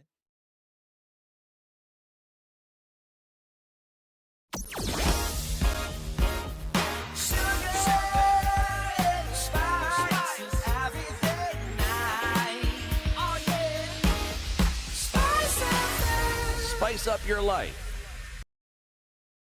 Mature, intelligent talk every morning. Spice up yourself. Okay, 25 minutes to 8. So, yes. In case we may have forgotten, there is still a drought in the country, and there are certain counties that have been in need of food aid. I mean, we're talking about serious interventions here. So, in response to that, the state has now disbursed 1.1 billion shillings to drought-stricken families in 4 counties. We're talking about Turkana, Wajir, Mandera, and Garissa counties. And this is to help with the ravaging drought. Okay? The 1.1 billion is to be channeled through the Hunger Safety Net program implemented by the National Drought Management Authority. Of the money, 638 million will benefit an additional 58,000 households in the 4 counties, with each getting 2,700 under the Drought Shock Responsive Cash Transfer Program. All right. The NDMA Chief Executive, retired Lieutenant Colonel Harid Hassan Aden, said Mandera and Marsabit, with over 37,000 beneficiaries, will receive 108 million and 101 million respectively, while Wajir, with at least 17,000, will get 97 million. Turkana, with its over 35,000 beneficiaries, will get 195 million, and he said the funds are meant to cushion poor and vulnerable households against shock from drought occasioned by failed rains for the 4 consecutive seasons. NDMA has also disbursed 500 million under a routine cash transfer segment to over 91,000 people, with each getting 5,400. He said, should the drought situation worsen, an additional 25% of households in given sub-counties registered through the database are onboarded to benefit from the stipend. And if the vegetation condition index shows its extreme phase, the number is doubled to 50%. So what they're saying is that, okay, we've got some money here. We've seen that the situation is getting worse. So we're looking at about 250,000 to 300,000 people now who are being given this stipend on a regular basis because they're the most affected. In which counties? In 4 counties of Wajir, Turkana, Garissa, and Marsabit. Okay. Now, this is not to say that others who are in other counties who are affected are not getting. They are also getting, but they're saying that it seems as though they need to ramp up efforts here because these are the hardest hit. How much are they getting? 2,700 shillings. Per household? Per household. Yeah. Per household. So 58,000 families are getting 2,500 shillings in this. And it's been split. Yes. This is from the latest release of 1.1 billion. I think, okay. So, on the one hand, you want to laud the efforts. The fact that this is happening in the first place. Whoever it's benefiting, 2,500 will buy something, keep them going. But then you have to ask yourself, so a household of 4, let's just do the basics of a household of 4, 2,700, do a monthly shopping. How much is that? Is it sufficient to keep them going? I mean, if you and then how much more do they need? And what efforts have been made to raise more? Because this is 1 billion shillings that's been raised now. That's being distributed now.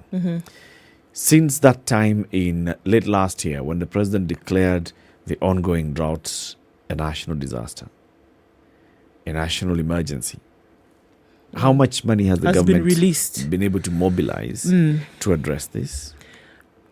How much are people receiving? What kind of assistance are people receiving? Unless there is more than they have told us, with this 1.1 billion that we're hearing then has been released, and if you add it to the sums that we saw coming from ministry as well as Treasury Direct, we're looking at about 3.8. If I'm just quick math, about 3.8 billion over the last year or so. So, I mean, it's, look, like you say, we want to laud the efforts, but unfortunately, for what we are seeing and the numbers of people that are added to this total on a daily basis suffering, it really is a drop in the ocean. It's not much. No, it's not. It's not. A lot more is needed. Let me tell you about what's happening in Kakamega. A crisis looms in Western region due to an acute shortage of blood as stocks at the Regional Transfusion Center in Kakamega diminish. According to the Health CEC, Collins Matemba, it says the current state of affairs is being attributed to reluctance by residents to donate blood. Dr. Matemba said the other than wrong attitude, myths and some beliefs have complicated the situation further. Some of these people say that they fear they may be infected with HIV in the process of donating blood. The Blood Transfusion Center was set up at the Kakamega County General Teaching and Referral Hospital 7 years ago and has also been serving other counties including Vihiga, Bungoma, Busia, Trans Nzoia and Nandi. The center is fully equipped with storage refrigerators among the other requisite equipment. However, the challenge has been convincing people to donate blood. Some of them say they fear knowing their health status through the examination of donated blood. He says the situation is so bad that there are times no one turns up to donate blood. There are those who may be willing to donate blood, but perceptions and some beliefs have kept them away. There is need to sensitize the people on this important cause so they can donate blood and help save lives. Statistics show adults rarely donate blood, and we are going to reach out to them. This is not just in Kakamega. In very many counties across the country, there's this whole issue with blood donation. Yeah. And that's why the major target for the blood transfusion services is usually schools. They go to schools and that's where they get the blood from. When people leave school and become adults, rarely do they donate blood unless they've been told that your relative is getting admitted and because they need to go into operation, we need some blood. And so that's when they mobilize. And a few adults will turn up to donate blood. The problem actually came into effect when HIV entered our shores. Because there was the issue of your blood being tested before you could actually donate it. Now, some people were understood confidentiality, so they would allow you to donate, but they wouldn't tell you the status of your blood. Now, just because of that apprehension, many people who might otherwise have donated blood chose not to. Now, regardless of whether they were going to tell you no or not. Yes, because the blood, even if you are HIV negative, the blood will still be screened anyway. Yeah. Because HIV wasn't the only disease or wasn't the only virus that your blood could have. So before blood is given to someone else, it has to be screened. It has to undergo some testing. It isn't as though they just get it and then give it to someone. Okay. But the problem again was the blood donor services went to sleep. In fact, there was a time one could argue, in reality, it died. Because with HIV came the support system for HIV.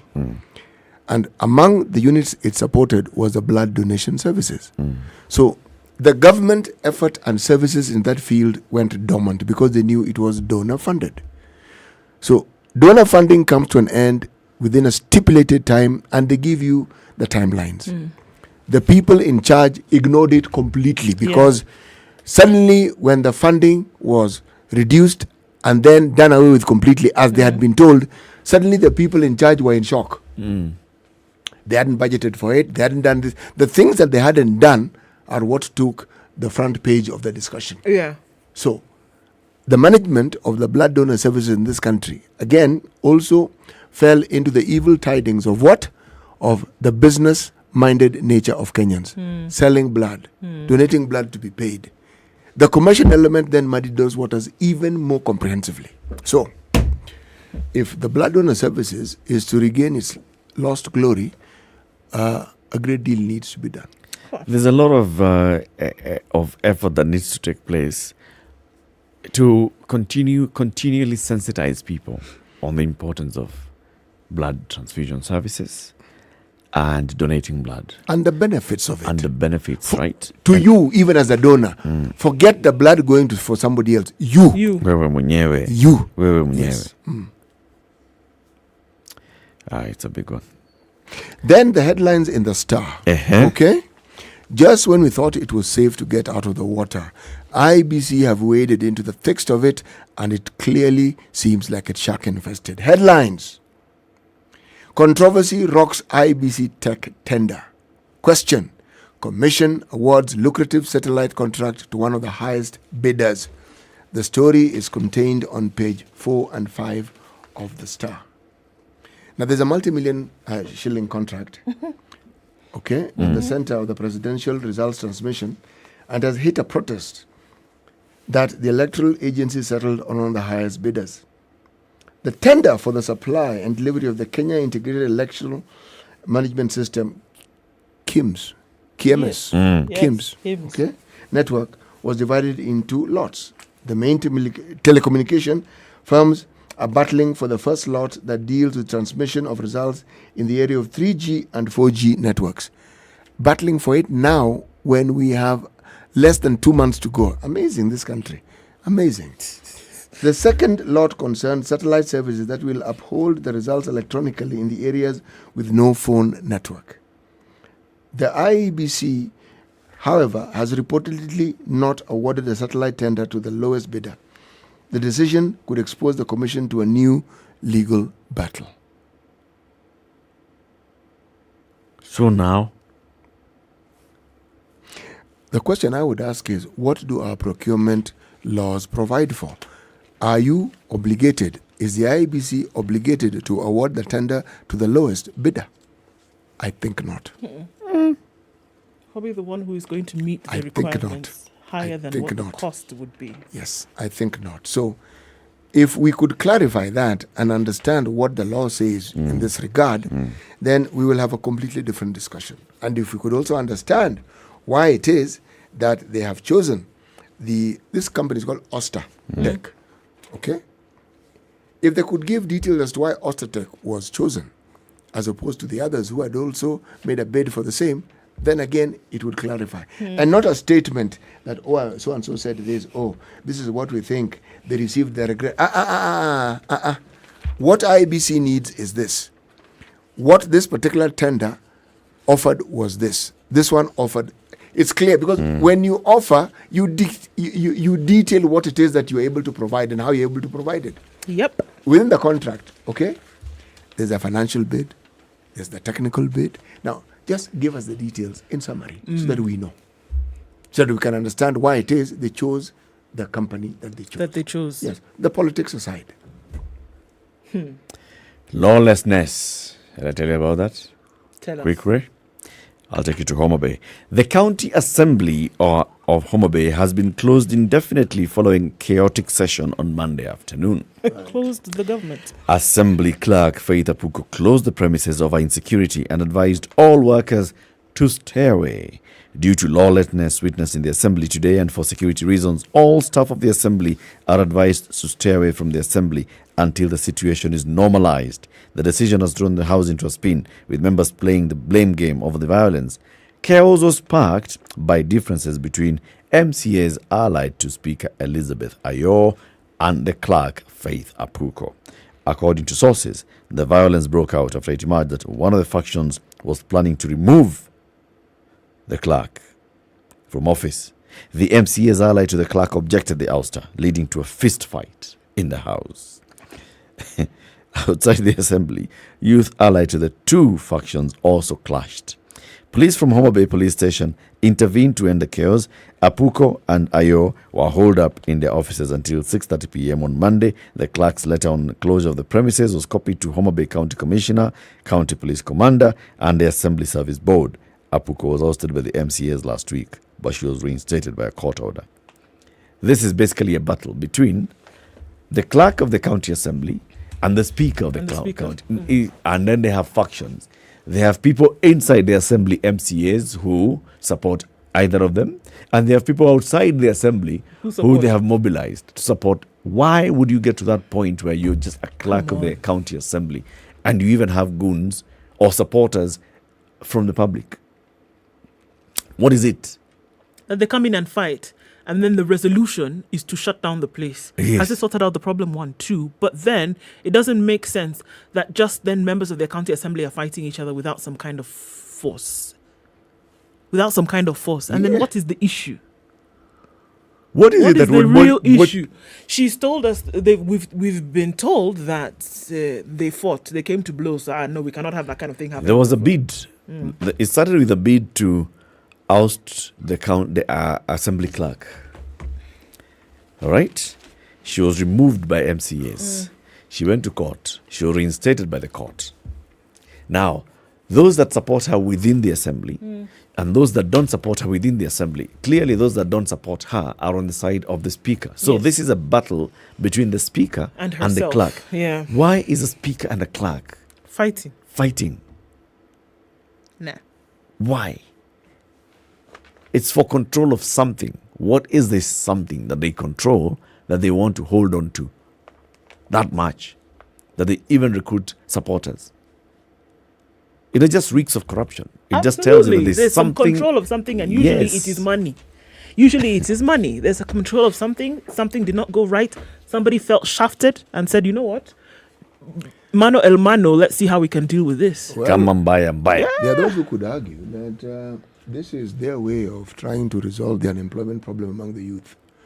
Because every time there's an issue, you marshal a large group of young men who've been lifting stones for the longest time and who are willing to get into it with their face at the slightest provocation indication. So it was a growth industry which I thought had actually started dying down at some point. But some of these politicians whom we have within our midst seems to still favor it. It works for them.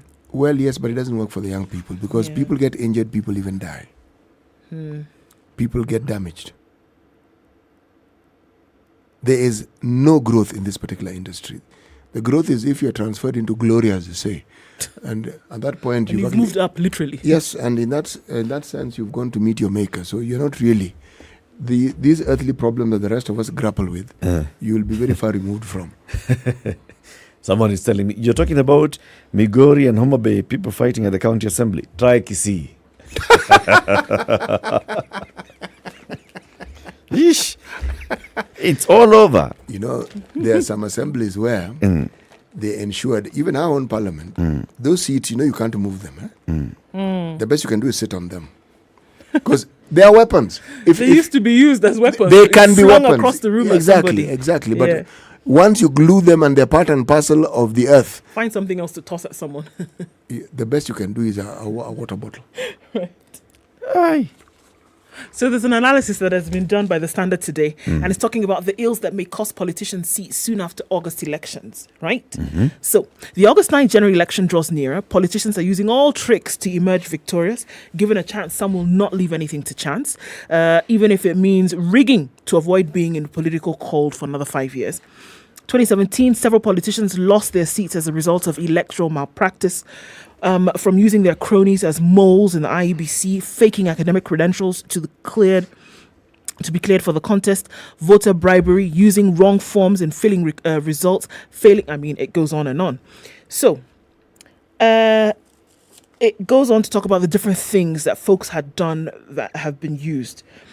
It is such malpractices that have made the top two presidential contenders, according to this story, Raila Odinga and Deputy President William Ruto, to assemble a team of top lawyers to monitor the presidential elections and to document any irregularity that may be used at the apex court. Odinga's team and William Ruto's team have been busy collecting and flagging issues that may compromise a free and fair election and which they plan to use as evidence should they need to challenge the presidential election outcome. It is, however, not the presidential election petition that should worry politicians. Some governors, senators, and MPs also had the elections nullified for various malpractices. Machako's governor, Alfred Mutua, is one of them. Saying the case that was brought against him was saying that he had deployed the county's chief executive officer for public works, Wambua, as his agent in Mavoko constituency. The judges nullified the election on account that IEBC announced Mutua as the winner from an Excel sheet instead of the Form 37C. So it goes on to talk about many details that folks used. That the attention is being put on the presidential election. But there are many governors, gubernatorial aspirants. There are many senatorial aspirants. There are many aspirants for member of parliament who have or may have done or might be doing things that would draw some suspicion that will cost them in the future as well. So as in, it's just saying, look, the things that you're doing now, that come August 9th, it's possible that could get you in a bit more Kitaumana huko mbele. Yeah. Hey, remember the other day, the African Court on Human and People's Rights gave a favorable ruling on behalf of the Ogiek community in Kenya. Yes. The government has a hard task of implementing that order for the Ogiek community in the Mau. The International Court last week pronounced itself in the matter, ruling in favor of the 40,000 Ogiek community members. The government is caught between implementing the decision and reclaiming the water tower that has faced destruction. The court ordered the Kenyan government to pay the Ogiek 157 million shillings for moral and material prejudice suffered. The court said that the government, being responsible for the violence of the rights of the Ogiek, bore the responsibility of rectifying the consequences of its wrongful acts. They also had the physical delineation, the demarcation and titling of Ogiek ancestral land is important. Then the government should undertake an exercise of delimitation, demarcation and titling in order to protect the Ogiek's rights to property, which in this case revolves around their occupation, use and enjoyment of the Mau forest and its various resources. Of interest is the decision by the court directing the government to start dialogue and consultations between the Ogiek and the non-Ogiek communities over the land. The court also ordered that in case where land was allocated to non-Ogiek and where it proves impossible to reach a compromise with the non-Ogiek, the government must either compensate the concerned third parties and return the land to the Ogiek. Are we together so far? Yep. We are definitely together. Buy land from the non-Ogiek and give the land back to the Ogiek. Basically, leave that ancestral land to be for the Ogiek and the Ogiek alone. In the judgment, the government was also ordered to within 1 year submit the status of the implementation of the orders issued by the court. Even with this decision, the fight for the water tower continues, with a number of cases filed in Kenyan courts remaining undetermined. Other non-Ogiek communities also claim part of the forest, and they have instituted a number of suits against the government for evicting them. So this is one that's going to be interesting to watch. First of all, it's important to note that the court recognized that the Ogiek community have a legal claim and a valid claim to this part of the forest. That they live here, they belong here. They should be allowed to continue living here and enjoying the proceeds of this forest. Now, anybody else who comes in should also understand that this land belongs to the Ogiek. Yeah. The government should demarcate the land and give titles to the Ogiek community members to continue occupying this forest. You cannot remove them. I'm just interested to see if they're really going to implement this. It's going to be a tough one, this one. If they're actually going to do it. It's going to be a tough one. Basically, the government is being told, so yeah, there are other people who occupy parts of the forest. Move them. If they are not Ogiek, move them. So then are you not going to bring something else upon yourself? Buy now? land from them, give that land back to the Ogiek. It will be a problem because there was a resettlement plan that started taking place in the late 90s and came on to the 21st century. What people did was many people sold land in the area that lived in before to acquire land in the area which had predominantly been forests before but were cleared. Now remember, you're talking about that Mao area and you talk about the forest going towards Kericho. Even the zones that later became the Nyayo T-zone, that was forest land, please understand. So there is a lot that happened, and so long as it followed laid down, there's nothing wrong with it. However, in many of these cases, the Ogieks were disenfranchised. Yep. The interests were never considered at all. Because they didn't have titles in the first place. Yes, so they're not the ones who sold their land. They didn't. Somebody else sold it on their behalf. Yes. And this is where the issues will come in. It'll be a very interesting one to see how the government actually handles this particular one. Yeah. Because they need to. The fact that the Ogiek community had to go all the way to the International Court of Human Rights tells you that they had tried to engage with the government and the government was telling them, ati mko wangapi? Ngojani hapo nje nitawaita. And they never got favorable response from the government. This time, the government now has to bow. Yes. Keep it here for more conversations coming up in the next hour. We are expecting to have Mr. Kevin Kioko, who is popularly known as Bahati, who wants to be the next MP for Mathare constituency, but whose political party, which is a member of the Azimio coalition, has told him, hey, ngoja kidogo. Good morning. It's 8 a.m.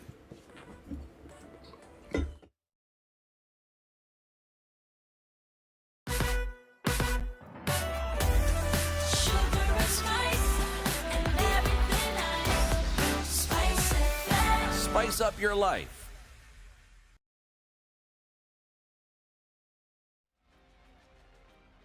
The latest news from around the world. 94.4 Spice FM. Good morning. This is Newswire Dennis Seto. Azimio One Kenya Coalition presidential candidate Odinga is ready to concede defeat in the August presidential election should he lose. Odinga pointed out that he is a sportsman and will heartily congratulate the winner of the elections. I'm the sportsman between me and him, and I know that asiyokubali kushindwa sio mshindani. So I would easily accept defeat and congratulate the winner, definitely. Deputy President William Ruto has on numerous occasions taunted Odinga and challenged him to openly declare that he will accept election results should he lose the August duel.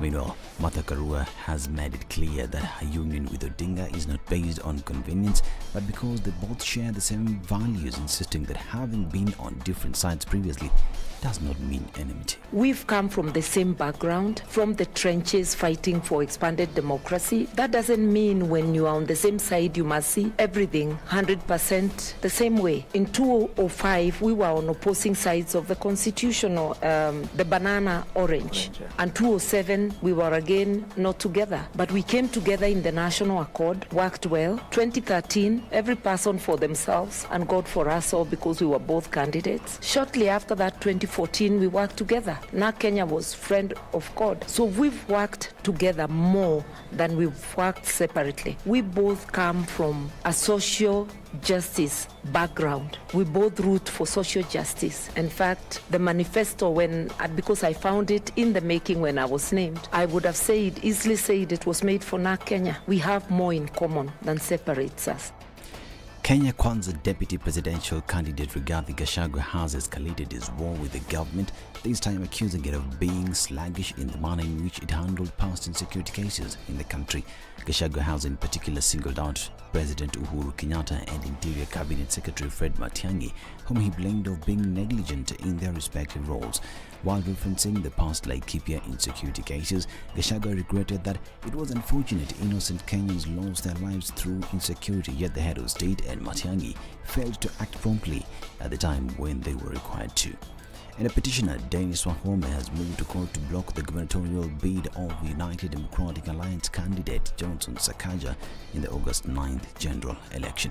The petitioner wants the High Court to issue conservatory orders to block the Independent Electoral Boundaries Commission from printing the ballot papers for Nairobi County until the case is heard and determined. Wahome had filed a similar case at the Independent Dispute Resolution Committee to challenge his clearance to run for office on grounds that his academic papers presented for clearance are fake days after he was cleared by the Electoral Commission. The Commission dismissed the petition, citing lack of jurisdiction to probe his academic credentials, as the Commission on University Education had already validated his degree. The Office of Director of Public Prosecutions housed its own reports that it is in possession of a report from the Ethics and Anti-Corruption Commission recommending the prosecution of Kirinyaga Governor Anne Waiguru over impressed issues. The Office of Director of Public Prosecution says Anne Waiguru's file has since been returned to the EACC and is under active investigations. Acting Deputy Director of Public Prosecutions Grace Murungi said ODPP received an inquiry in regard to investigations on alleged use of abuse of office for irregular receipt of imprest amounting to 10.6 million shillings against Governor Waiguru. Murungi says the reports are therefore false and misleading, saying ODPP will await the outcome of the ongoing investigations before a decision can be made. Now, to our earlier story, 3 armed robbers believed to have been behind the killings of 2 traders at Adams Arcade 2 weeks ago in a botched robbery attempt unleashed by a mob in Kasarani last weekend. Confirming the deaths, Kilimani Police Commander Mbogo said 3 notorious thugs who were on police radar were cornered after they attacked an M-Pesa operator in Marurui area where they had stolen 900,000 shillings before escaping on a motorbike. The brave trader gave a chase using his car, hooting and appealing for members of the public to assist in nabbing the trio. The trio were cornered by members of the public who lynched them before police arrived at the scene. Police who collected the bodies also recovered a pistol at the scene of crime. This is Newswire. Dennis Aseto. Good morning.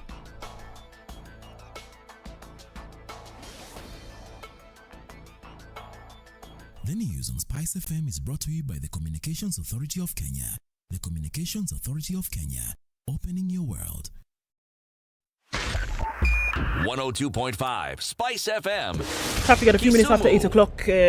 Really busy coming off the Thika Superhighway into the city. We're also looking at look on the other side of town as well, coming off of Mombasa Road. The exits, guys, the exits of the expressways where you will see some traffic this morning. Langata Road also has built up quite some, and we're looking at Uhuru Highway then from Nyeri Stadium roundabout out through to the city centre, University Way through to Westlands. And speaking of Westerns, we saw Ring Road Westerns really busy earlier. We're looking at then coming in from the estates, Lavington, Kileleshwa, out towards Riverside, Chiromo. That is also doing its thing. It's going to spill over now to Uhuru Highway, actually, and then get busy from there. Thika Superhighway started late this morning, but traffic now is bumper to bumper, all the way past drive-in through Outer Ring and then Kiambu Road as well. We saw bumper to bumper in both directions earlier, so that continues. CBD taking a big hit of traffic this morning. Keep an eye on things. Let us know what's happening where you are. SpiceFM KE on Twitter.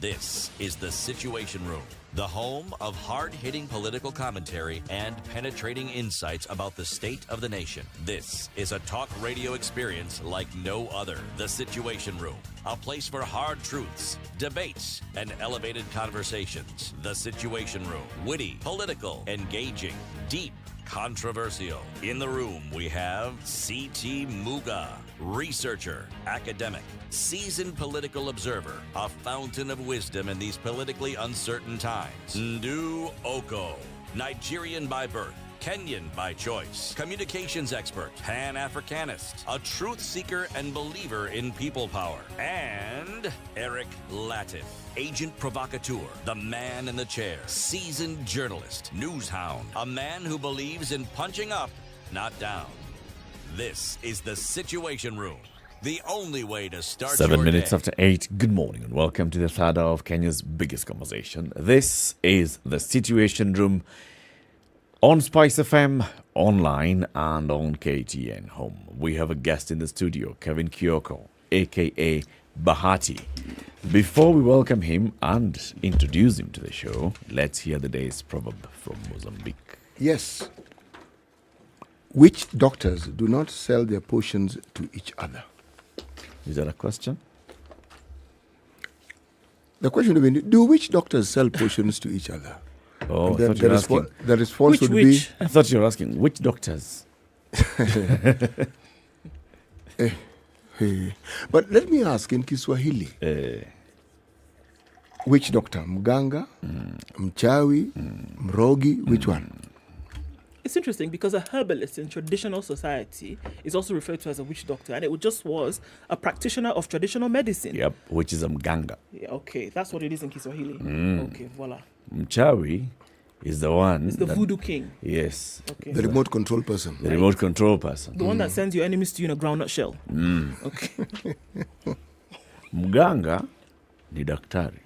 Yes. Muuguzi. So which doctors do not sell potions to? No, they don't sell potions to each other. To each other. As I said, this proverb was clearly not written by one of these individuals. Clearly not, eh? Ndu, Sir? do you know what Mozambique is called in Swahili now that we are doing Swahili stuff? Muzumbizi. Close. Problem of getting more Kenya. And you can't read the person who's given it to you, can't read the handwriting. Muzumbi? Mozambique is not even it's not an English word. So how do you then translate? So what's that country called? Mozambique. Yes. In Kiswahili? Yes. I wouldn't have the foggiest. It's called Msumbiji. Msumbiji. Msu. So not a Mzu. Msumbiji. Msumbiji. Got it. I will never forget that. Bahati, did you know that? Yeah. I do Swahili music. Of course. Yeah. Ni Bahati tena.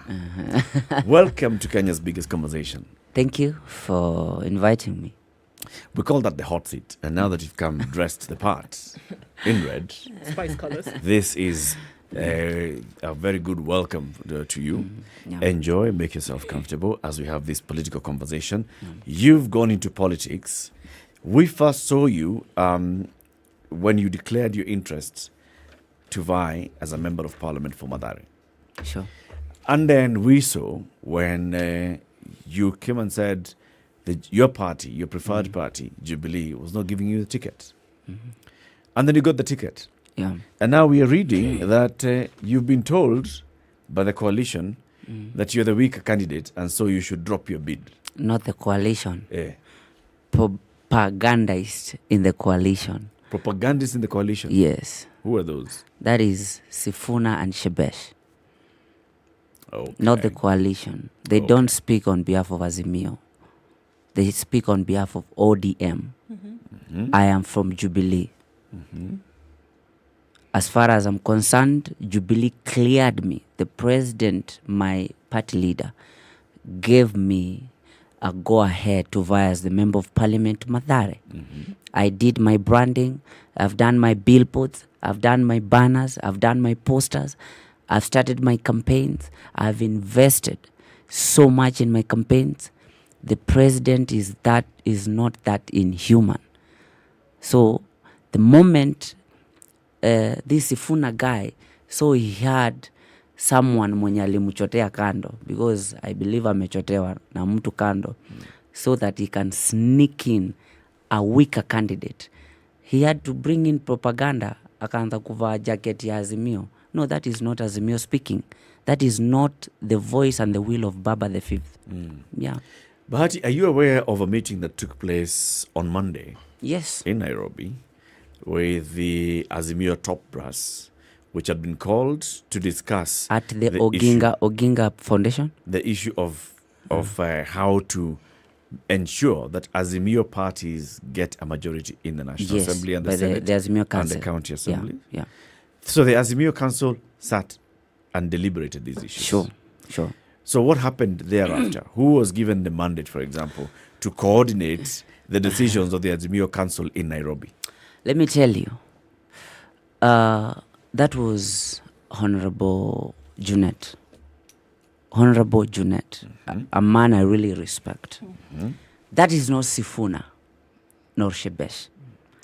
But even before, a week ago we were called for a meeting by Team Nairobi, the Jaramogi Oginga Foundation. And everyone was seated there. Fortunately, unfortunately, that was the first time I was ever invited for a Team Nairobi meeting, ever since I was handed over my ticket by the Jubilee Party. What is Team Nairobi? Team Nairobi that's how they call themselves, Shebesh, Nanani. The first time I myself, I call her mom out of respect. Mimi nimelelewa children's home, so anyone mwenye ananishinda napatanga tu namuita mom because mimi sijalelewa na mama. So nikamwambia mom, if in this meeting it's so clear that Bahati is the most popular candidate. It was so clear. I don't want to mention names of the people that were given the mandate to chair that meeting. It was so clear that Bahati is the leading candidate. And this other guy, the sitting MP, both on ground and on polls, because mimi nimeingia late na inaonyesha hizi polls mko nazo, na lead. And I even begged for a copy of the polls to go home with, which I was denied. You understand? Nikakuwa nawaambia, if yeye ndio wako weak, can you please tell him to step down? And it was said to me very clearly that this guy is a sitting member of parliament. Despite of him being the weaker candidate right now, you are younger in terms of age. That is what I was told. You are younger in terms of age. Alikaniambia uko na miaka mingi, unaweza vai siku ingine. Nikamwambia, but you cannot force the people of Mathare, ule mtu hawataki, because I'm younger and because he's a sitting member of parliament. And this is what, before that meeting of the council of the Azimio Council, this is what Shebesh said to me on my face, Evie. You know, someone I call mom. Aliniambia, I cannot support a youth. Kwa sasa uko na miaka bado, utasupportiwa siku ingine. Tutakupea kazi. And nikamwambia, you know, for me, I did not come here because I wanted a job. I had a job. I'm still an award-winning musician. I'm still on trends. So, the moment tukaacha discussion to the chair, and sorry to mention him, Honorable Gumo, the former member of Parliament Westlands, tuliacha, and my talk with Honorable Gumo was very clear. Tell this guy, if he's not doing well, muongelesheni a step down. And that is where the discussion iliachwa. Nikaitwa meetings zingine 2-3. I sat with the incumbent there very confidently.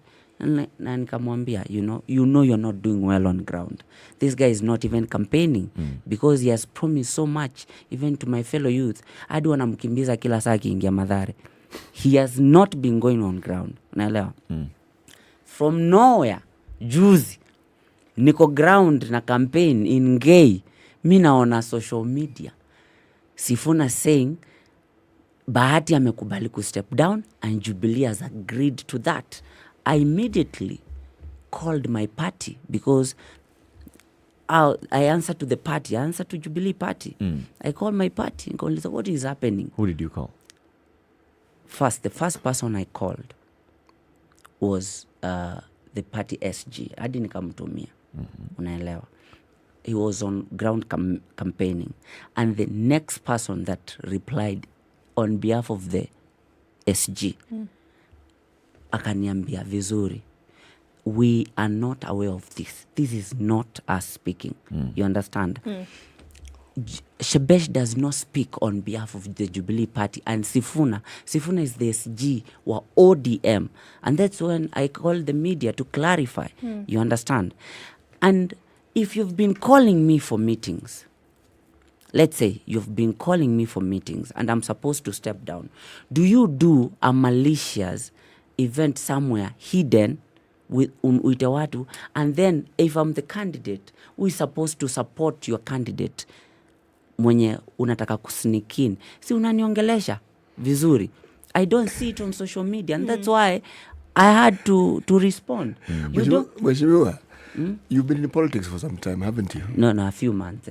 A few months. A few months. Yeah. There's a word that explains politics perhaps better than any other word. Treachery. Treachery. Yeah. Vigeugeu. What Kakasungura. Yes, what a seasoned politician tells you, even from your own party, and what they told someone else, and what they agreed with somebody else, they will never tell you. They will tell you what they think you want to hear. I am not saying that's what the Jubilee Party official you spoke to did, but I'm simply telling you, in politics, you'll be in a meeting, you'll be told this. You turn your back. Something. In fact, you can actually die of shock. When you get to discover what was actually going on. That's why I asked you, are you new to politics? Now, this one of ours of Kenya, where we now have parties coming together. Wow. There are levels of conversation that you're not privy to. What Raila Odinga and Uhuru Kenyatta discuss, very many people are not even privy to. What the SG of both parties know and understand, other people will not be privy to. What the so-called spokesperson, every layer has information that they have that others don't have. When it gets to you, what they tell you is the tail end of that particular communication. So how does he authenticate? Yeah. And then, the information that he receives. Kevin, what would be the reason?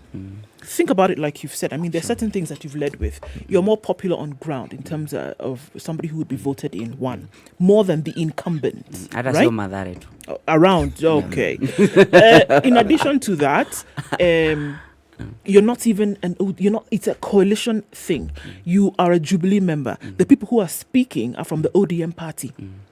What reason would they have to make this announcement unbeknownst to you and even the party? Why would they then start to float this information? If nobody knew anything about it, with what authority then would they have to make such announcement and even pass it around? And that's why I call it, that's the reason I call it propaganda. Because, always kwanza, alikuwa clear, Bahati amekubali, tumeongea naye, na amechukua kazi, anapewa kazi. I was like, is that what you used to? I'm not just any other aspirant. Unaelewa? Let it be known. Kwanza, and I want to address this Sifuna and Shebesh. Si wale watu unaamkanga tu unajibia. I have a following. I inspire the youth. I am representing a generation. You just don't wake up na uanze kutumekia decisions. You understand? Believe me, I don't think Sifuna is the right senator for Nairobi. If he's a youth, fighting a youth with propaganda, for me, personally, I don't believe so. Because there is a way a leader should address issues. You understand? Uamuki tu, because unataka kufanya vitu, sneak in maneno ama unaanza kuleta propaganda. First, atafanya research. He wants to be the senator of Nairobi. He doesn't know why I'm crying for Mathare. Can I tell Sifuna something? I was not jobless. I repeat it again. I was earning well. Okay? I'm raising a family. You understand? Through music. Naweza kuwa mimi si tajiri, but ile kidogo niko nayo nilikuwa najisustain. So I was not looking for a job. In fact, on this mimi naweza sema Sifuna is the only one who is jobless. Unaelewa? So for me, ukitaka kunimikia such a decision, angalia mtu amefanya hivi kwa nini. I am here to fight for the people of Mathare. Watu wa Mathare saa hii, kuna mahali Mathare saa hii. In this century, hakuna choo. In this century, there's a ward, and I know they're watching. in Mlango Kubwa na hospital ward, watu hawana stima for more than a year. And then you tell me to just step down for someone that I know has not helped my people. This guy is a stranger in Mathare. I am born, bred, raised in Mathare. So when I fight for this, I'm not fighting for coalition first. I'm fighting for the people of Mathare to get their rights. You understand? But you know, so wezi amuka tu unanipangia sasa ati sasa nimeamua tutapeo kijana kazi bana. But they did that before. Na nikasema hapana, sitaki kazi bana. So why were they doing that before? Why were you being denied the Jubilee ticket in the first place? The first time I was given the ticket, let me make this clear. I was given the ticket by the Director of Elections, Honorable Kanini Kega, in the presence of the party SG, Jeremiah Kioni. Yes, and all these other officials. Okay? Immediately, let me give you the story. Immediately, I put it online. Mathare ile celebration ilikuwa hiyo usiku. Hiyo usiku. Nakwambia in 3 hours hata sikuwa nimelala. Hata sikuwa nimefika kanisa kuenda kufanya Thanksgiving. I received a call that the incumbent amepiga akilia aki. Akiuliza alipigia nani? I think he called. Alipiga simu. Alipiga simu. Alipiga. Yes. Unajua sitaki kusema mambo mengi. Akilia sana. That mmepea huyu kijana aki sasa nimepoteza kiti. And at some point he even begged his colleagues that work at Jubilee when you're parliament, please do anything that you can muongeleshe Bahati. And that's why I was offered a lot of things, even money to step down. I was offered a lot sana. You understand? Kutoka pande yake. So let me tell you, hiyo kitu ilimsumbua sana. But before I was given the ticket, my party spoke to ODM. And they told the party so well that Bahati has endorsed Baba. I am the first artist, and I think the only urban artist that has come in public clearly endorsing Baba, even before I stated that I'm vying. The day I endorsed Baba, let me tell you guys one thing. That's why Sifuna cannot give me a job. I think I can employ him. Let me tell you, the first day I had to I stepped down from so many deals that I was endorsing. I was a brand ambassador for more than 10 brands. I had to step down because the moment I endorsed Baba, it did not start sit well with yes, you understand. So what I have lost as a brand the day I endorsed my favorite presidential candidate is more than what Sifuna has lost. So when he's speaking, he has no mandate to even mention my name because I have sacrificed. You understand? I hear you, Bahati. So the moment mimi nikishasema navai na nimeamua hii kitu nafanya hivi na ndasaidia watu wa Mathare na bado wakuja anza kuongea na feel jamaa hata ana huruma kwa youth. Bahati, I understand. I hear you. Yeah. So you say you were initially given the certificate by the Director of Elections of your party, Jubilee. Yeah. And there was jubilation all over Mathare. Yes. And which was clear that then to everybody that this is the most popular candidate around. Yes, yes. Why would the party withdraw that certificate? The party did not withdraw, by the way. What happened? The party did not withdraw. What happened? The party wanted me because ukishanipea nimepita nomination. So they wanted you to step down. They wanted me to step down. Why? Why would they ask a winning candidate to step down? Because and you know also my party has a relationship with ODM. You understand? So liona pengine huyu ni kijana mtoto wa mama, mtoto wa Mathare mpole ata step down bana. Lakini ile mimi nakumbuka nililia kwa sababu kwanza kitu ya kwanza mimi nilienda nikaambia vijana na akina mama mimi nimeambiwa hivi na nataka kabla nifanye pressure ya ku step down niwaambie. And let me tell you, Mimi nakumbuka kwanza kuna vijana wa Huruma waliniambia, Bahati, kama utatusaliti usirudi Mathare. Hivi nilembo hivi kwa macho. Na hiyo ni kwetu. Ndio watu wetu, hata wengine relatives wako. So mimi nikishambu hata nisiwairudi Mathare juu umeamua kutuachia stranger because hao watu wote ni wa huko Karen, hata si wa Mathare. Unaelewa? So how do you deal with that? Do you sacrifice your people because there is an easier way out? No. And that's why mi kitu naona hii kelele ya ama jamaa wawili Sifuna na Shebesh, mi na feel tu ni passing nini. For me it doesn't affect me. You know, Bahati, there was the gubernatorial contest for Nairobi. Yeah.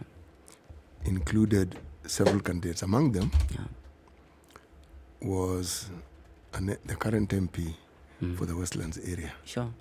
Okay. Now, he had done exactly what you had done. He had done his maths, funded his posters, done his thing. Yeah. That's Mheshimiwa Tim Wanyonyi. Sure. Okay.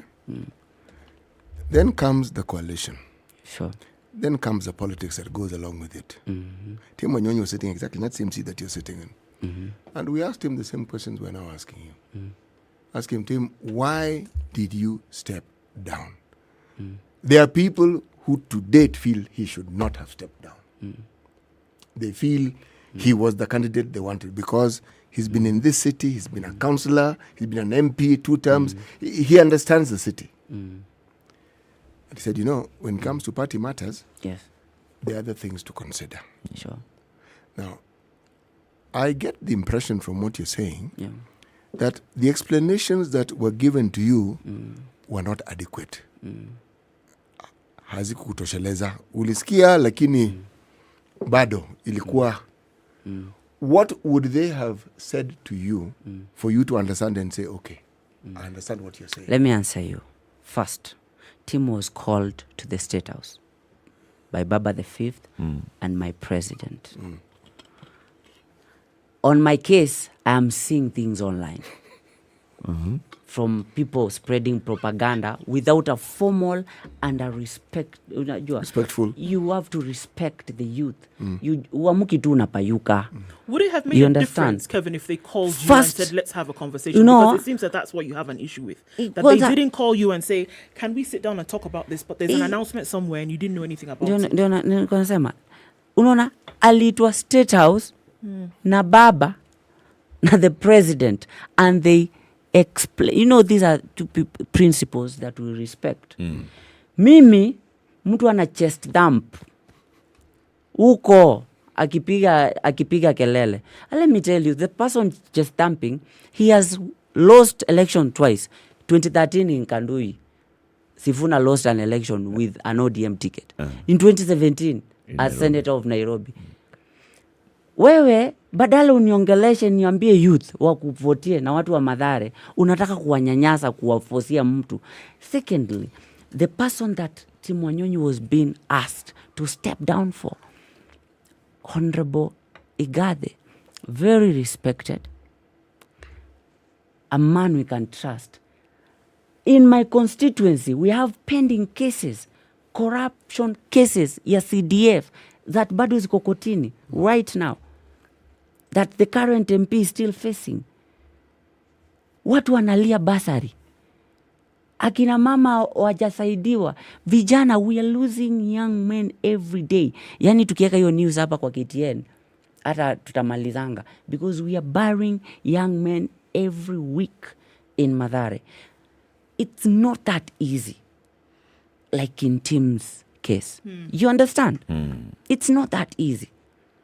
If it was just my seat, mi hata sipendi kupigania vitu zingine, ningerudi studio bana.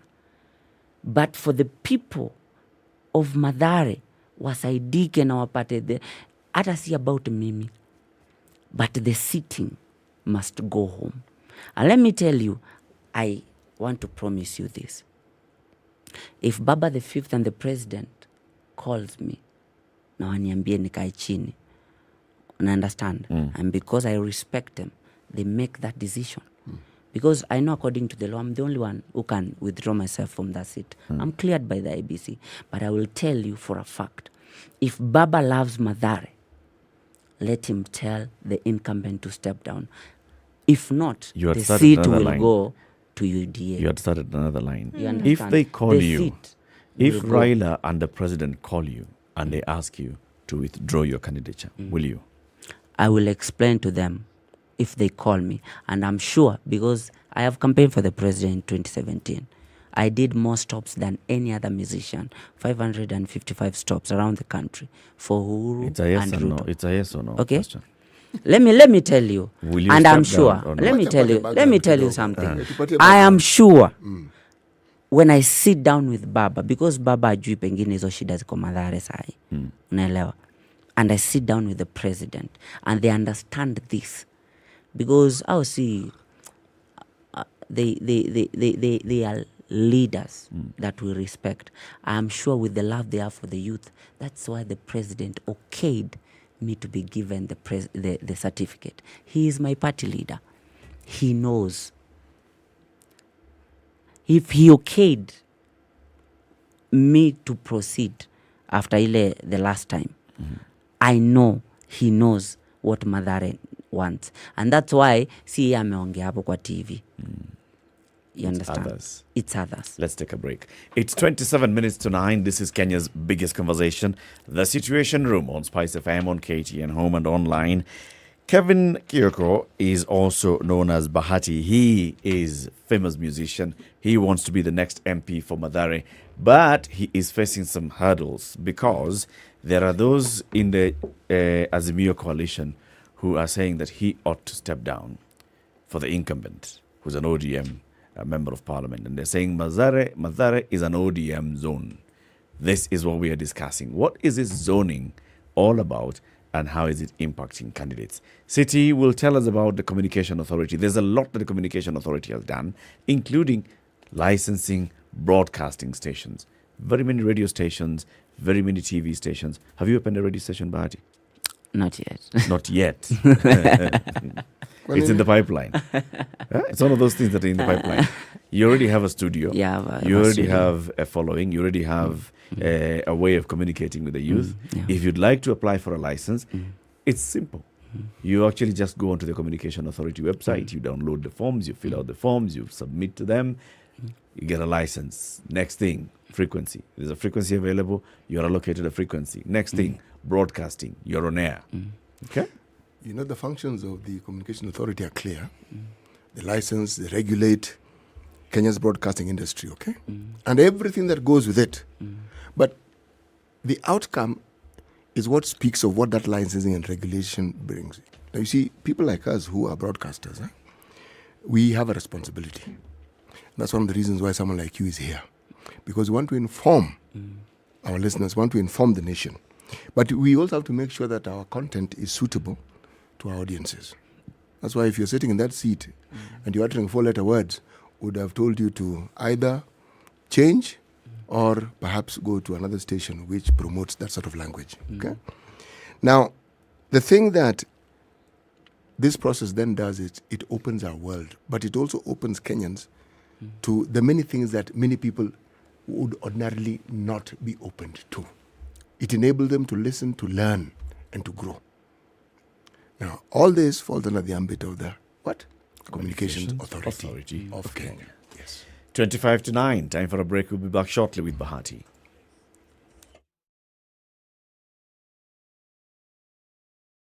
Classic soul, R&B, smooth jazz, neo soul, and nostalgic ballads. Make some noise. You're listening to Spice FM.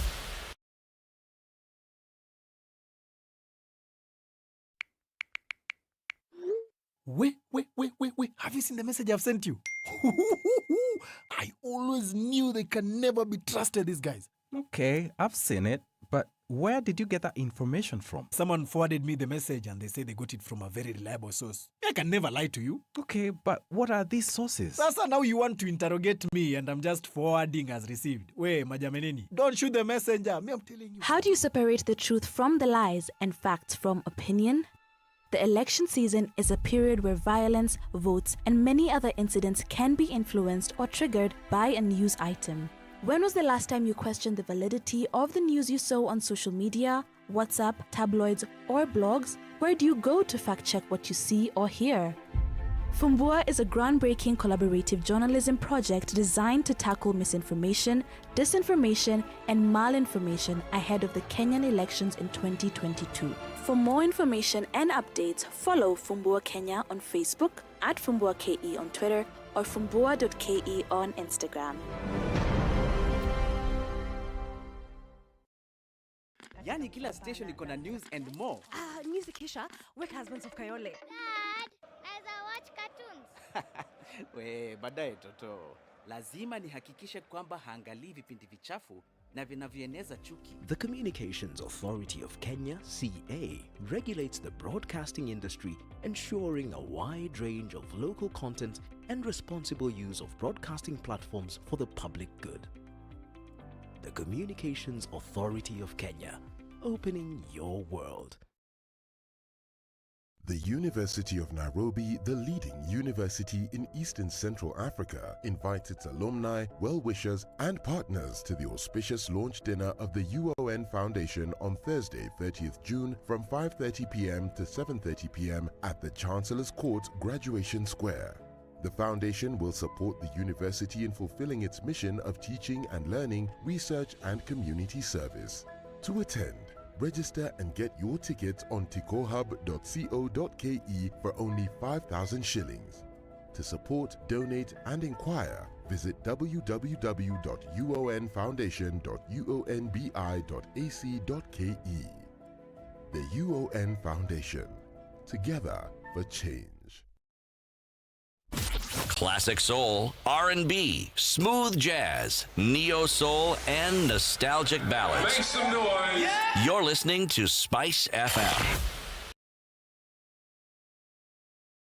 Mommy, look, cartoon. Mommy, I'm a cyber soldier. My kids are always online on their devices.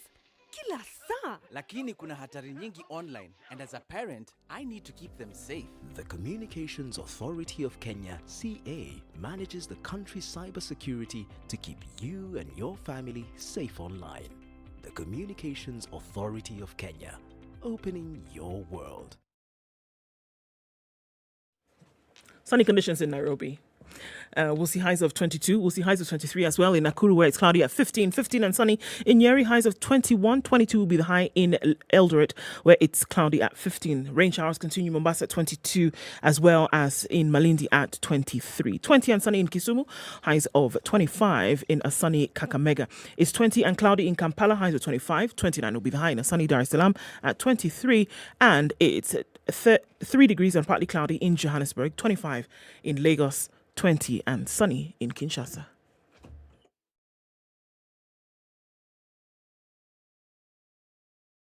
Are you ready?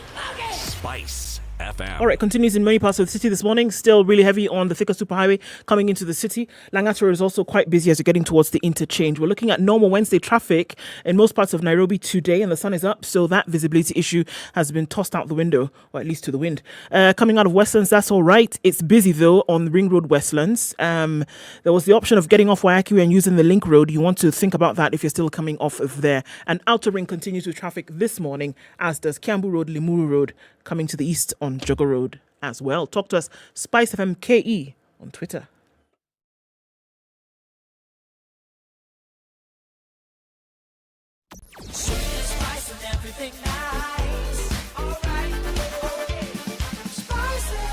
Spice up your life.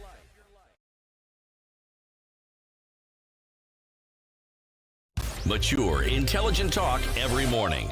Spice up yourself.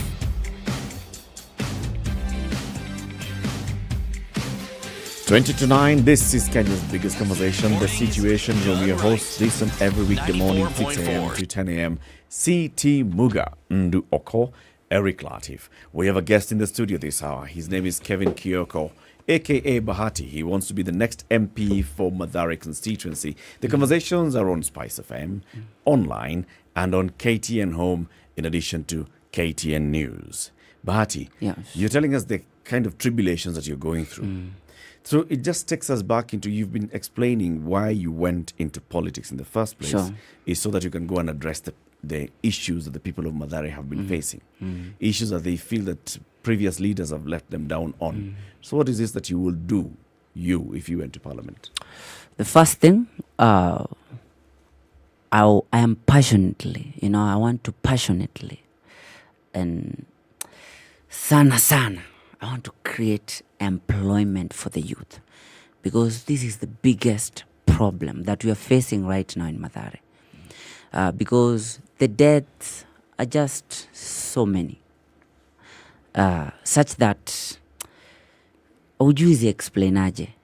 You get. Until today we still have wards in Mathare zenye pia hazina public schools. Until today, it's a ward nini. Name one. Like Ngei. So an entire Ngei ward has no public school. Haina shule ya serikali. Ward mzima. Niko na watu ngapi? Ngei is the leading in terms of voters in Mathare. 24,000 voters. Okay? So inamaanisha kama ni registered voters 24,000. Mathare inabeba watu wengi sana. Wengi sana. The third thing, we have small issues that are being ignored but really affecting my people. They're my people because si feel mimi ni mgeni ati nimetoka huko nikakuja. Ni watu ndio, when I lost my parents, these are the people that took care of me. You understand? Kama kuna shida ya maji, kuna saa unaweza pata Mathare mali kama Huruma, hata usiingie mali Mlango ama Geto kama zile za Kosovo, unapata mali kama Huruma watu wanakaa almost a week without water. This is a serious crisis. You understand? Something else that I mentioned, I think ingekuja tu number 1, is ward, kama hospital ward. And I'm really, this is one of the things that I'm really pushing.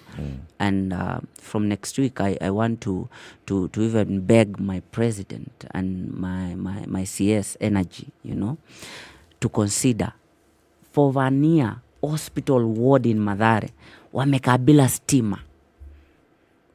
Yani iko na TV huko ni ndoto kwa watu wengi. Do they have an MCA? They have an MCA. Sawa. We have an MP. Tuko na lakini watu wanaingianga kwa nyumba 6 PM ni kama kuna curfew. Hospital ward, because after 7 crime rate inapanda juu ya giza. Stima ilikatangwa over 1 year ago. Hao watu walisha hata landlords nyumba walisha, watu wanahama. So there's no power, there's no street lighting and there's no power in people's homes. Connection. Nadhani unapatanga watu, najua I understand also KPLC in this. Unapata pengine kulipatikana na case ya illegal connection. But you understand, hii ni ghetto.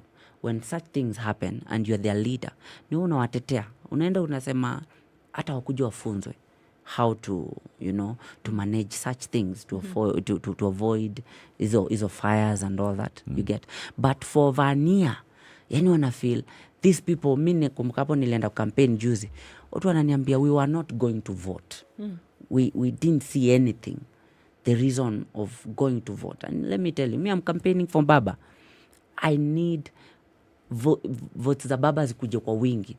Hatuwezi lose anyone kukosa kwenda kuvote juu akuja kuwa na stima mahali. But you see, as much as I'm campaigning for Baba, even if I have Baba as president, now we have a bad representation pale chini, the people of Mathare hawatasaidika. Why do you think these issues have not been sorted out? Because we're talking about, let's just talk about this last 5 years. Why do you think these issues have not been sorted out? And then part 2 of that question is, what then would make it different for you to now sort out? Why I think these issues, and most of them are very basic and they seem like small issues but really affecting. It's because of ignorance. Sababu huyu mtu hajalelewa pale, hajazaliwa pale. So ni hard sana mama fulani akikuambia aki mimi nimekosa 20 bob ya kununua sukuma au uelewi amekosa 20 bob aje. You understand? And that's the biggest issue we have right now in Mathare. And I believe I will do it differently because I know that I understand their problems more than any other candidate that is vying. Not even the sitting. Sitting kwanza tunataka aende nyumbani. Unaelewa? But it's about getting someone mule mtu anajua enye hii shida imekuwa hapa for long. How can we sort it out? A member of parliament then is involved in representation of the people, which clearly you've outlined. Also then involved in oversight and then legislation, essentially making the laws upon which the country will run. Now,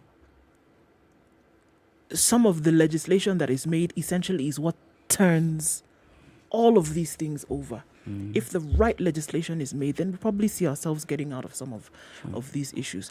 I think one big call or one big question for you as Bahati is, even if you've never been up, in this position before, do you have then the wherewithal to actually be able to get it done? There's the passionate feeling. Sure. We can see that. Is there, beyond the passionate feeling, the wherewithal to hold those three issues of oversight, legislation, and representation properly? Yes, because, what really matters is the drive and the desire to help your people. That is very important because hata ukiwa na hiyo capability and you don't have the drive and the desire, it doesn't work. As an artist, pengine pia nisikuwe napiga kelele, but as an artist, since nikuwe msanii, personally, let me tell you what I've done for Mathare. My firstborn, Morgan, is adopted from Mathare slums. I took Morgan when I was 19 years old, when I made my first hit, Mama. So, as an artist, with ile tu influence kidogo nimekuwa nao as an artist, I've been able to go to NGOs, to go to corporates, and nimekuwa natetea watu wangu. Like during the COVID season, I fed over 10,000 families. And at times nilikuwa naingia Safaricom nawaambia, please, can your foundation do something? Standard Media hapa, ulizeni kina CEO Charles, nimewasumbua mara ngapi? Ni media lakini nawaambia, please help me feed my people. You understand? Because ilifika mahali hata during the COVID season, I had to tell Naivas that don't pay me, just give me food. I will influence for free. You understand? Because I had, and hata sikuwa nataka kuvai. But you see the way things ziko, kuna doors zingine una knock, and they're like, as who?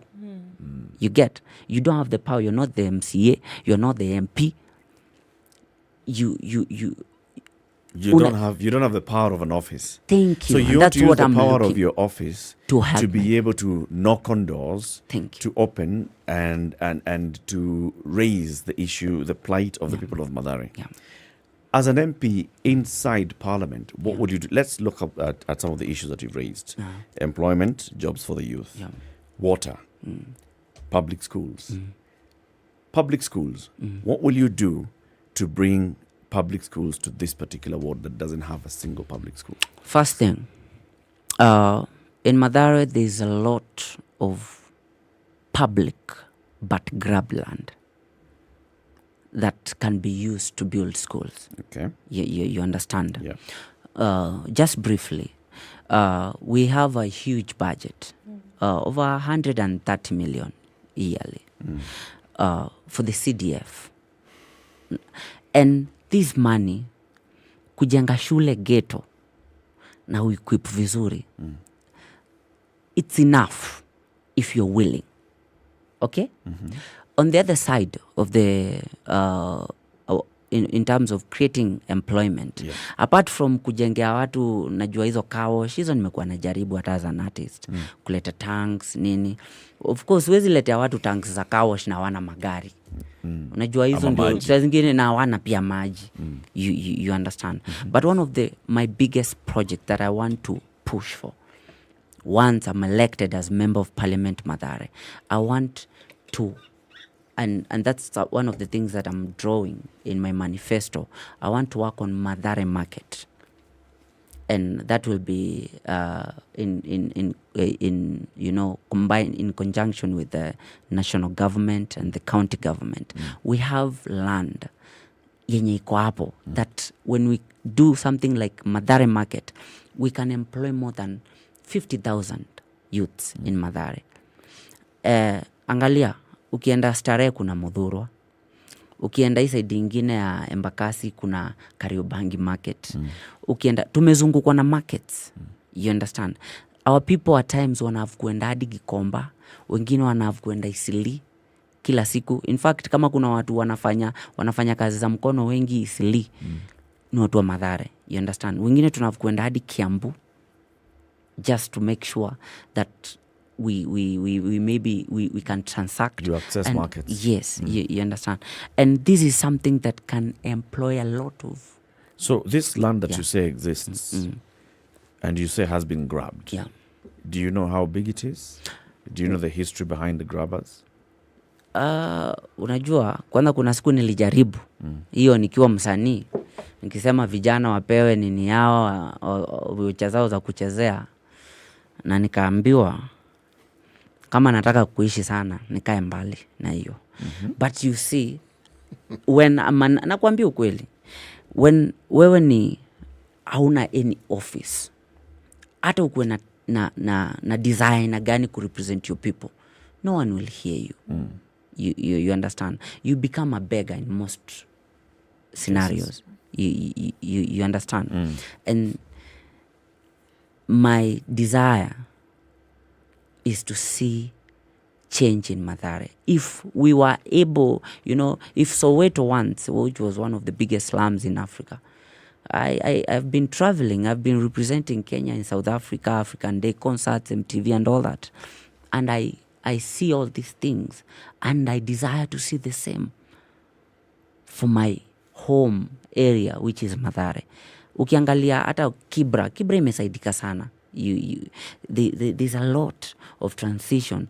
There's a lot of projects to empower young people. But I feel like Mathare has been forgotten. And that's why I'm begging Baba the Fifth. This is your bedroom.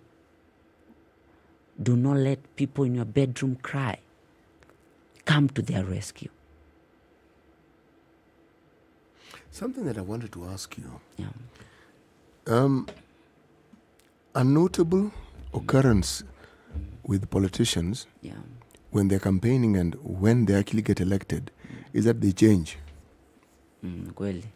Watu wanauliza kama nitanyoa. Well, the hairdo is fine. It's fine. That's not even an issue. The issue is there's a place towards Ngong that you mentioned earlier on where your current MP apparently resides. Will you also end up residing in that particular place? Where do you currently live? Can I tell you guys something? Tell us something. I can afford to live in Karen. I can comfortably. Where do you live afford. currently? I live along Thika Road. It's just near Mathare. But Mathare kwangu pia niko na nyumba ndani ya Mathare, because pia kuna family nasaidia Mathare, have kids wengine nasaidia hapo. So it's like unakaa Thika Road unaishi tu Mathare bado. You understand? But my change, if it's change, ningekuwa nisha change. You get? If it's change, ningekuwa nisha change. I've won awards, I've made hits. So it's I don't think hata ile mshahara na pata MP ni more than Kevin, politics is not about just the money. Power. It's the power. Oh yes. Those things that you are saying, when you're not an MP, in many cases you are a small person. Yes. Now you'll be the big person. And a seriously big person. Yes. You'll meet other presidents. You'll meet monarchs. You'll travel the globe. The exposure. You'll be called Mheshimiwa. For real. And right now, slim fit. Yeah. In a year's time, once you're Mheshimiwa, you'll be sporting a pot belly. Ndaongeza. Now, that is the physical change. EOC shida. The complaints is that the politician who appealed to the people and who people believed in stops being the person they elected. He becomes like the other people and just thinks of lining his own pocket. Now, how will you ensure that you don't become one of those politicians? It's only God who can help. It's only God who can help. And I'm a very prayerful person. Very. Because not only power, even fame is as lethal as power. You get. I am one brand that I can confidently say. First, in my house, I think we endorse more brands than any other brand in the country, as the Bahatis. That is Bahati and Diana, you get. And that means almost in every household, out of 10, at least 8 know the Bahatis, at least, according to the way we have pushed our brand. And I have always tried so hard to stay humble, because I believe being humble, or rather reminding where I come from, inanikumbushanga, it's not that you deserve. So I always try and pray to God, anikumbushe nikuwe humble to remain every day. humble. You know, and it's hard to promise that you'll not change, but you can always pray to God that you don't. That you don't. Speak to the people of Madare, speak to the people of Nairobi, especially even those who are reading on social media and reading in the news and hearing that Bahati is being persuaded to step down. And harassed. You said it. So, in a minute. Mi yenyewe acha nisidanganye, mi nimejionea mambo sana kwa hii elections. It has been a tough one, and I believe I am fight. It is worth. It is worth the harassment. It is worth the tears that I've always cried. Nimejiahidi sitalia tena. Hata ikikuwa ngumu aje sitalia tena, because my biggest encouragement is that I know God akona mimi, and my biggest encouragement is that I understand the ground and what the people of Mathare are saying than the noisemakers, you know. And with that, I'm not shaken. And one thing nitaambia watu wa Mathare na watu wa mtaani, kwanza ni asante sana, wamekuwa wakinipigia sana simu za encouragement, na I want to assure you that I'm on the ballot. Bahati has not stepped down. Bahati will be on the ballot, and on the 9th of August, you will have the right to choose your leader of choice. Bahati, thank you very much for joining us. Kevin Kioko, aka Bahati, is aspiring to be the next member of parliament for Mathare. He's here. He's saying, zoning or not, Bahati remains on the ballot. Keep it here for more conversations coming up in the next hour. It's now 9 a.m. The latest news from around the world. 94.4 Spice Good morning, FM. this is Newswire Dennis Maceto.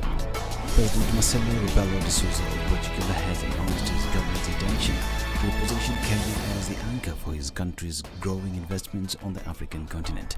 In a media address after a bilateral meeting with President Uhuru Kenyatta in Lisbon, President de Sousa said Nairobi is best suited as the entry point for Portuguese commercial interests in Africa.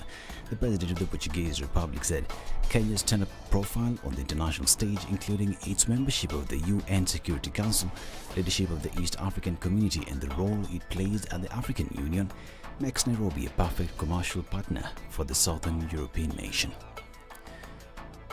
Now, with 41 days left until Kenyans go to the polls to elect President Uhuru Kenyatta's successor, IEBC continues to streamline the election preparation process. The Commission, in what it says is maintaining an open-door policy, is set to hold a consultative meeting with 4 presidential candidates: Kenya Kwanza's William Ruto, Azimio's Raila Odinga, Vihiga Mauro of the Agano Party, and Professor George Ogiek of the Roots Party. The agenda of the meeting, according to IEBC, the recently audited voter register, the elections transmission process, and the candidates' campaign schedule. IEBC is keen on ensuring the presidential candidates are satisfied with the processes. Ahead of that meeting, Azimio, through Odinga's chief legal advisor, Paul Mwangi, is demanding answers on issues it says the Commission has not addressed and has written a letter on the same. Key in Azimio's fears is IEBC's acknowledgement of interference with the voter register, while illegal transfer of voters of 12 counties was flagged. Azimio is seeking to know what action has been taken on the 3 IEBC officials found culpable and whether the transfers have been reversed. Alongside this is IEBC's insistence on exclusive use of electronic voter identification without a complementary manual voter register. This as Azimio presidential candidate Raila Odinga now maintains that today's meeting with the IEBC will be of immense importance, as it will determine whether the Commission can be trusted to conduct a free, fair, transparent and verifiable election. In an interview accompanied by his running mate, Martha Karua, Odinga said they expect the electoral body to address all the 10 issues of concern Azimio has raised. Well, I have expressed sometimes my misgivings before, and I've said that I want to be convinced that preparations have been done that are above board to ensure a free and fair electoral process. I did, on the day we were presenting our papers to the Commission, I presented them with a letter with 10 questions which I wanted them to answer. They have partly answered those questions, but there are some other concerns which have not been satisfactorily dealt with. We are having a meeting with the IEBC, and I will be raising some of these questions there, and that's when I will be satisfied or dissatisfied that they are really prepared and ready for an election which is free and fair or not. Odinga's running mate Martha Karua is asking you and all the agencies involved in elections to ensure that the elections are credible, since it is our collective responsibility. And this is directly to fellow Kenyans, that we each have a responsibility to make the election free and fair and also credible. The polling clerk, the presiding officer, the returning officer, and everybody involved in the electoral process, including candidates, supporters, security agencies, we all have a role to play. If each one of us stood up for our country, Kenya, then we would not have complaints in elections. Chebukati and its team sitting at anniversary towers, if everybody else did their work, they would not, even if they wanted, be able to interfere or cause any malpractice. So this is a responsibility we must take jointly. Still on matters politics, and Jubilee Mathare parliamentary aspirant Kevin Kioko says that he wants to be the next MP so that he may be able to fix issues affecting people of Mathare. He says if he gets the opportunity, he will fix water, unemployment and health issues in the area, because he understands what people on the ground want. The first thing, I am passionately, I want to passionately, sana, I want to create employment for the youth, because this is the biggest problem that we are facing right now in Mathare, because the deaths are just so many, such that ujuzi explain aje. You get, until today we still have wards in Mathare zenye pia hazina public schools until today. It's a ward nini like Ngei. So an entire Ngei ward has no public school, haina shule ya serikali, ward mzima. These plus other issues to do with zoning, but that in our next bulletin. I'm Dennis Asseto. Good morning.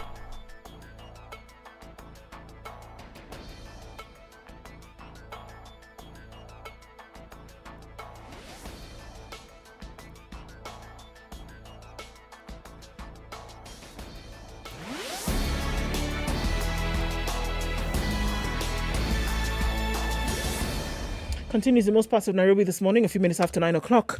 Looking less busy on the Thika Superhighway coming into the city, but we're still seeing that action on Kiambu Road this morning here and there. So let's look at the Utali Drift, then out towards Pangani. There's traffic there coming out of Westlands. That still continues. Ring Road Westlands still continues to be just a tad busy. The eastern part of the city now is when we're seeing the action on Outer Ring, and everybody leading in from Kangundo Road, Juja Road as well, going out into that general direction. It's not too painful though. Traffic today has behaved really well. Keep an eye on things. Let us know what's happening where you are. SpiceFM KE on Twitter.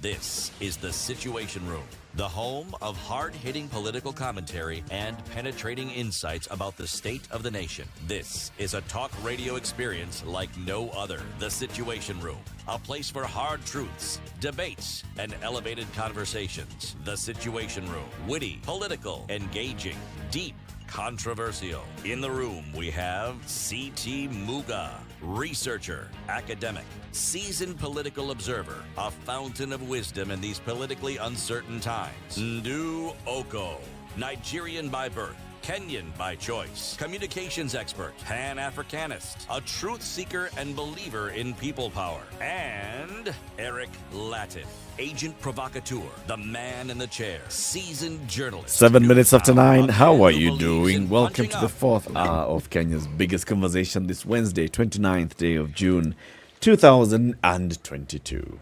Our next guest is seated comfortably in the studio. Before we welcome him, let's hear the day's proverb. Yes. Which doctors, not which doctor, okay?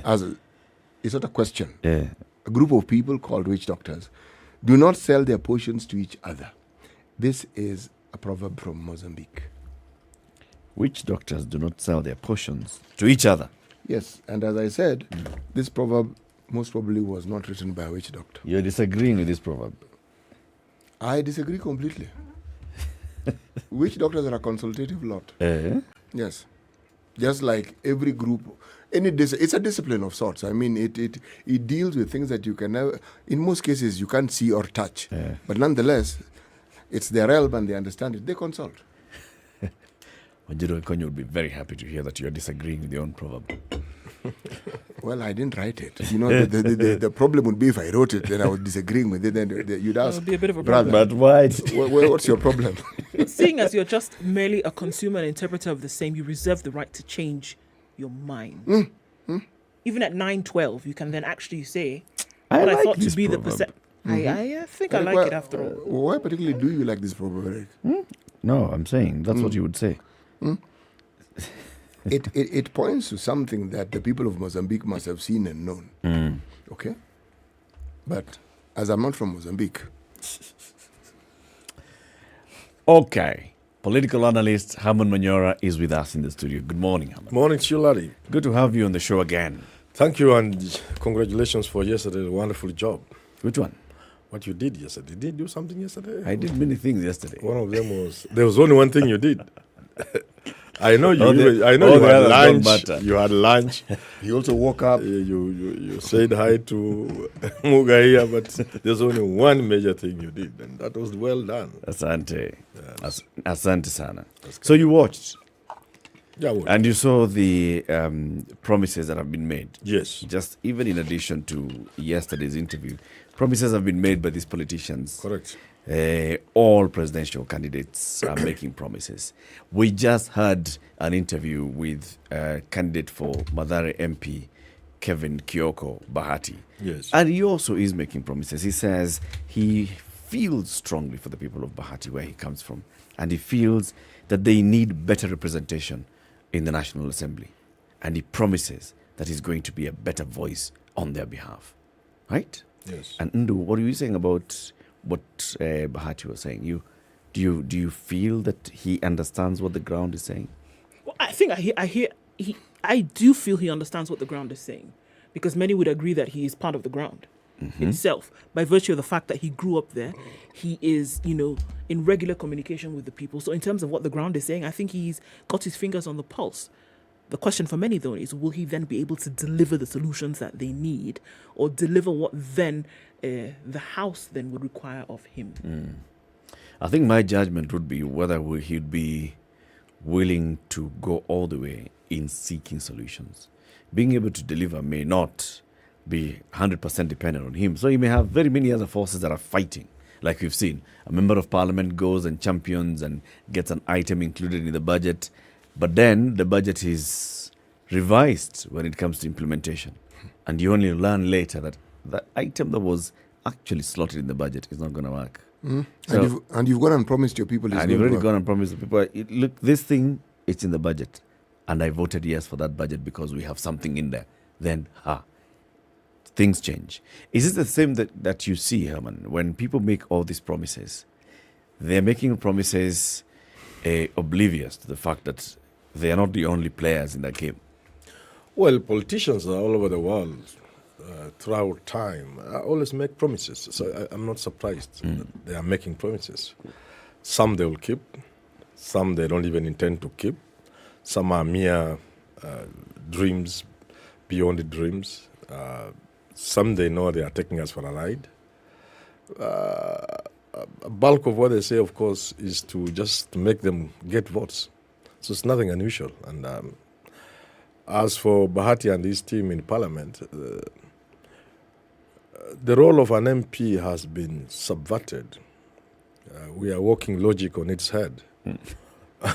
So, to be an MP really is to be an ATM, to be a labor officer, a welfare officer, manager of CDF. A medical officer. Yeah, but they are not doing what really an MP is supposed to do, which is namely representation, legislation, and oversight.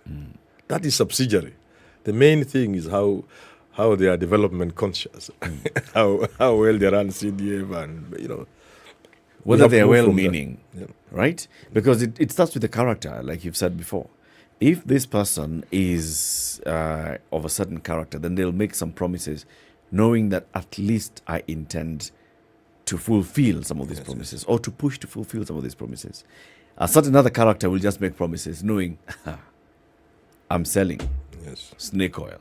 Correct. There's absolutely no way I have access to anything close to snake oil. That's true. And they have no intention of keeping. How do we now distinguish between them? It's not easy. Politicians are all the same, really. And I wouldn't really care so much if at least 70% of what they do is the three things I've said: representation, oversight, and legislation. So within the margin of 30%, we will allow them to make those promises. Because the things that an MP is promising, somebody who's running for parliamentary seat is promising, they're completely outside the purview of his job. So you get what I'm saying? Because they will be talking about those three things an MP is supposed to do. Then those are things they can keep. But if they are promising to build roads and they don't have the capacity to build roads, they don't have the money to build roads, they are not engineers, they are nothing. If they are promising to bring water and that's not their work. So I wouldn't even bother about the promises myself. I want to object. Go ahead, sir. In this job of representation, yes, you're going to represent your people on the floor of the house. Yes. That is bringing their issue. Like you said, is it you who was telling a city when MPs used to be called Mjumbe? Yes. Because you've been sent with an Ujumbe to Parliament. Yes, Mtetezi. So Mtetezi, wow. So if the issue is road, yes, you take the issue to Parliament. Yes. Road. Yes. What needs to happen for this road to come? This road needs to be included in the projects of the government, in the annual budget. It needs to be also be included in the budget. So that is representation. Well, that is a low-level understanding of representation. Well, break it down. Representation simply means democracy by the people, for the people, and accept that all the people cannot fit into that house. So they send a few people to talk on their behalf. It means that when you go onto the floor of the House, that you have been, because the assumption is that you as a member of Parliament, you have been with your people. And when you bring these issues and you have an open debate on the floor, that you come and say, look here, my people do not have 1, 2, 3.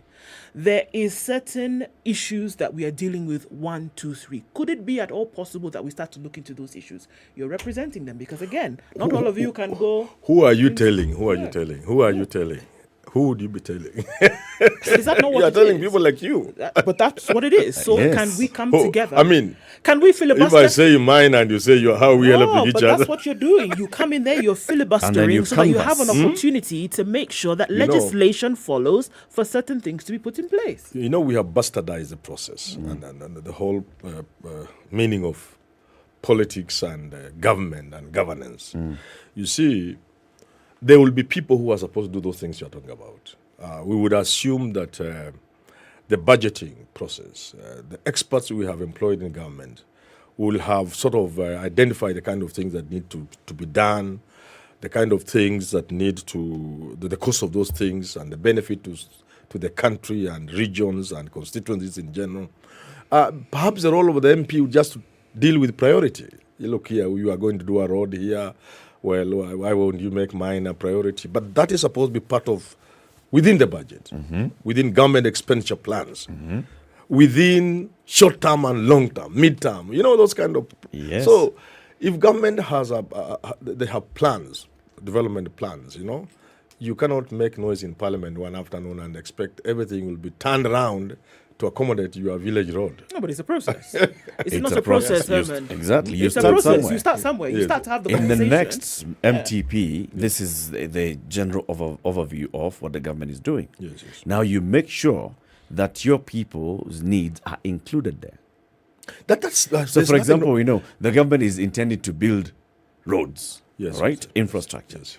Now, when they are coming to prioritization of that, you have an opportunity to represent your people.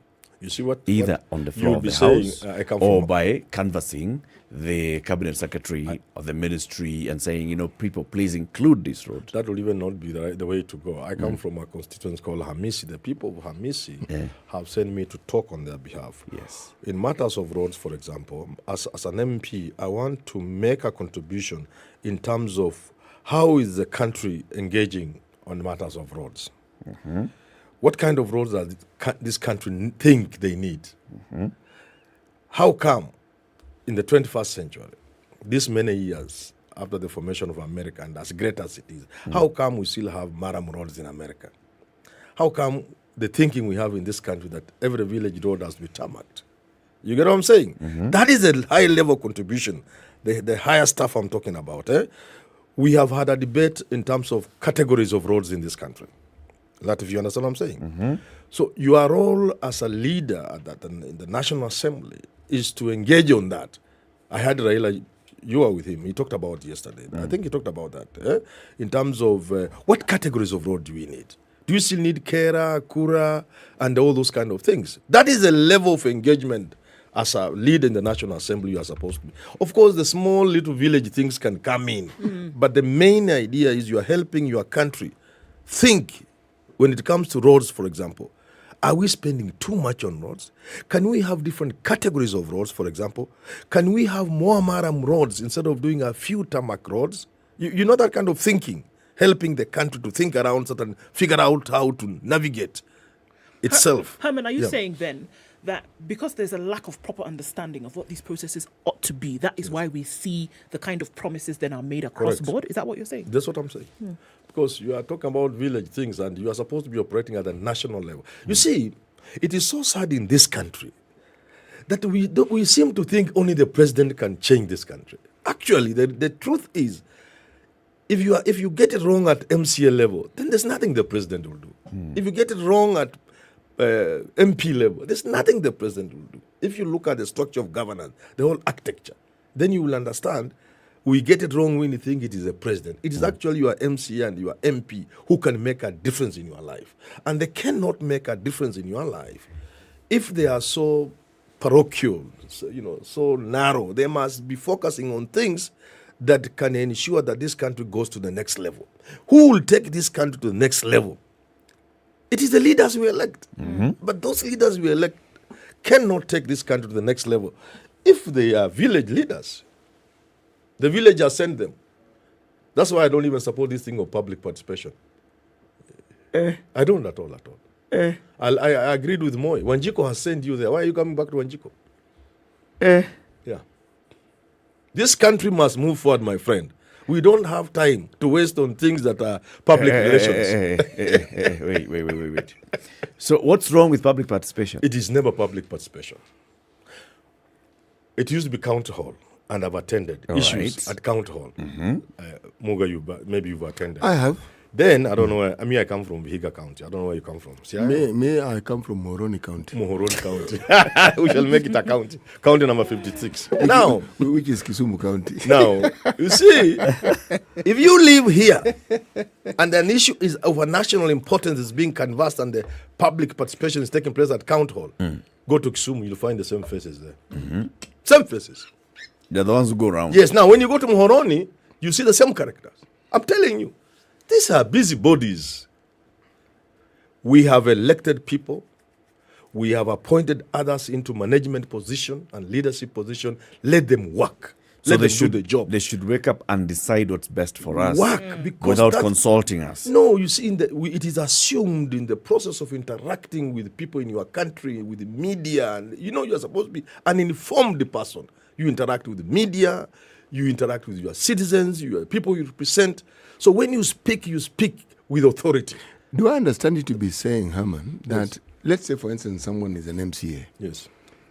You oversee the functions of a ward. Yes. That as you interact with your people, you will know what they need because they will tell you. You get to know. Yes. Yeah. And if you're an MP who actually visits his constituency, the same thing will happen. So some other busybodies want to go to county hall and say civic education, public participation. Forget about it. The civic education should be an engagement, for example, with certain types of people as you lobby for things. With media, through media, and you lobby for ideas.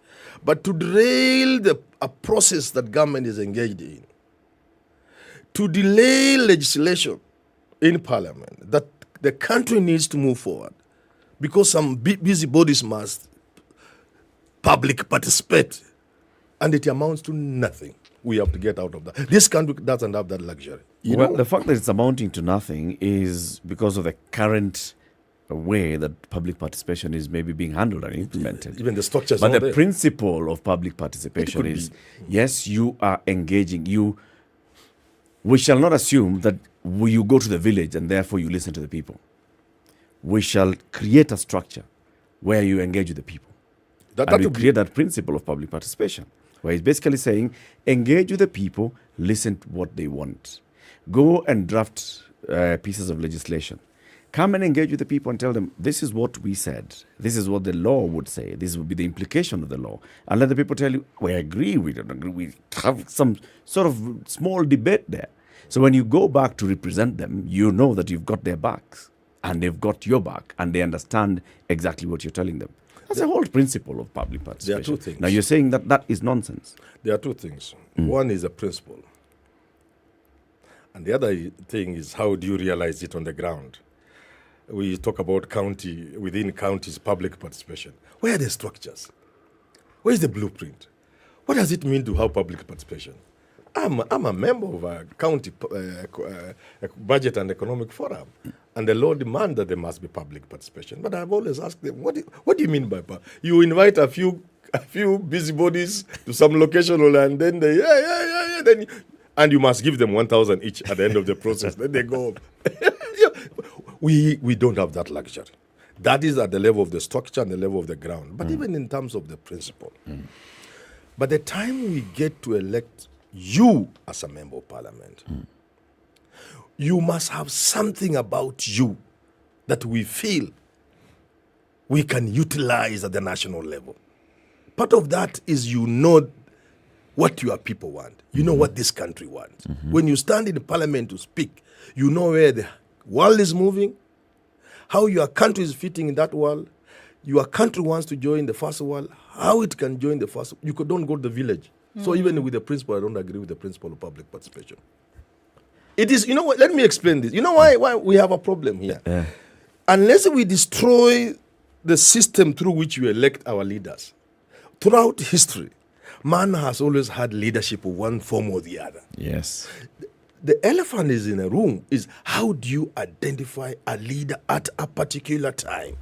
certain communities looked at the best medicine man, your witch doctor Muga, and said, this now can be the leader of the Laibon, for example, among the Maasai. In some communities, the rainmaker. Others, the man with the best expressive abilities of language. Like Latiff now will be a leader because he can express himself well and so on. What have we done instead in this country? We have destroyed everything we could use to identify a good leader.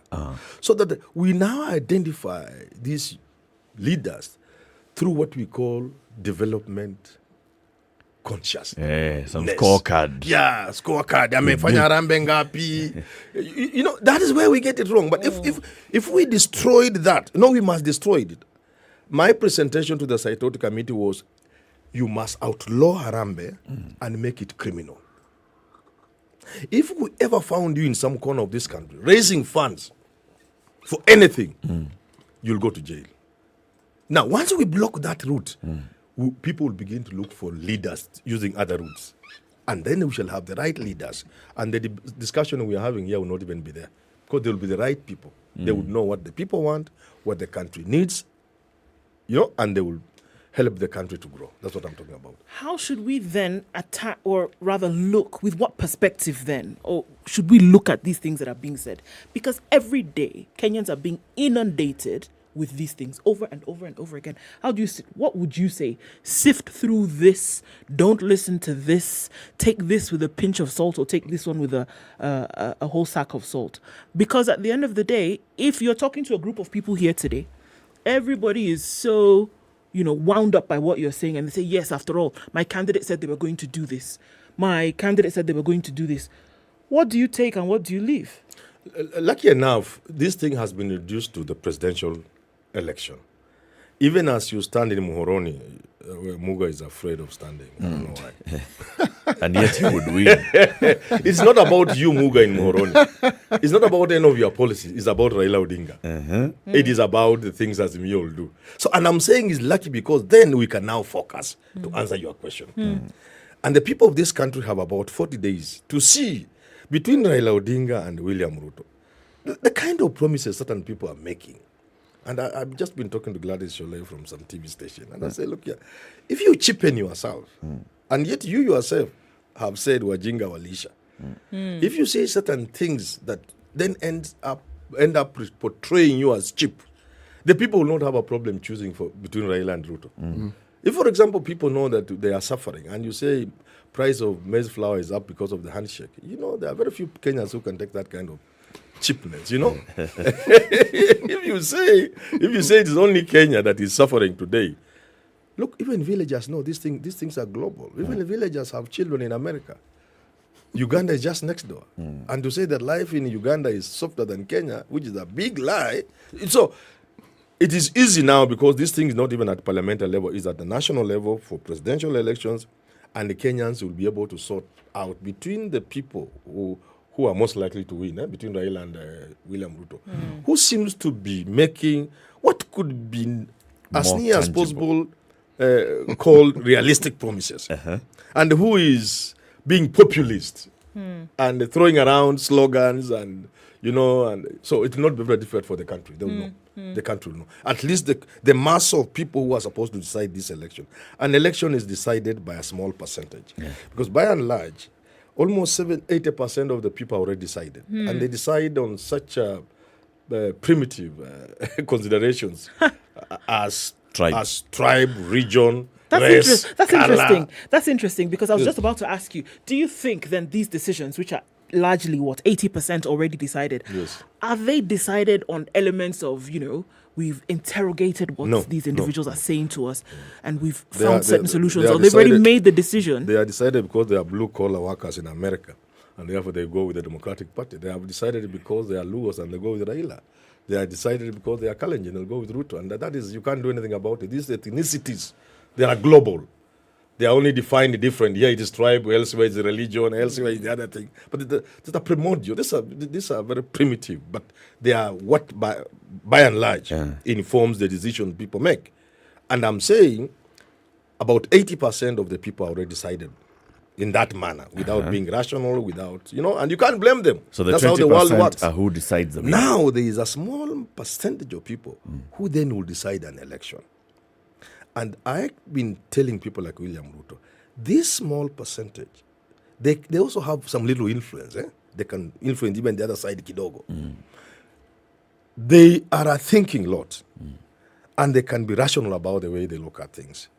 And you can repel them, you can repulse them when you cheapen yourself.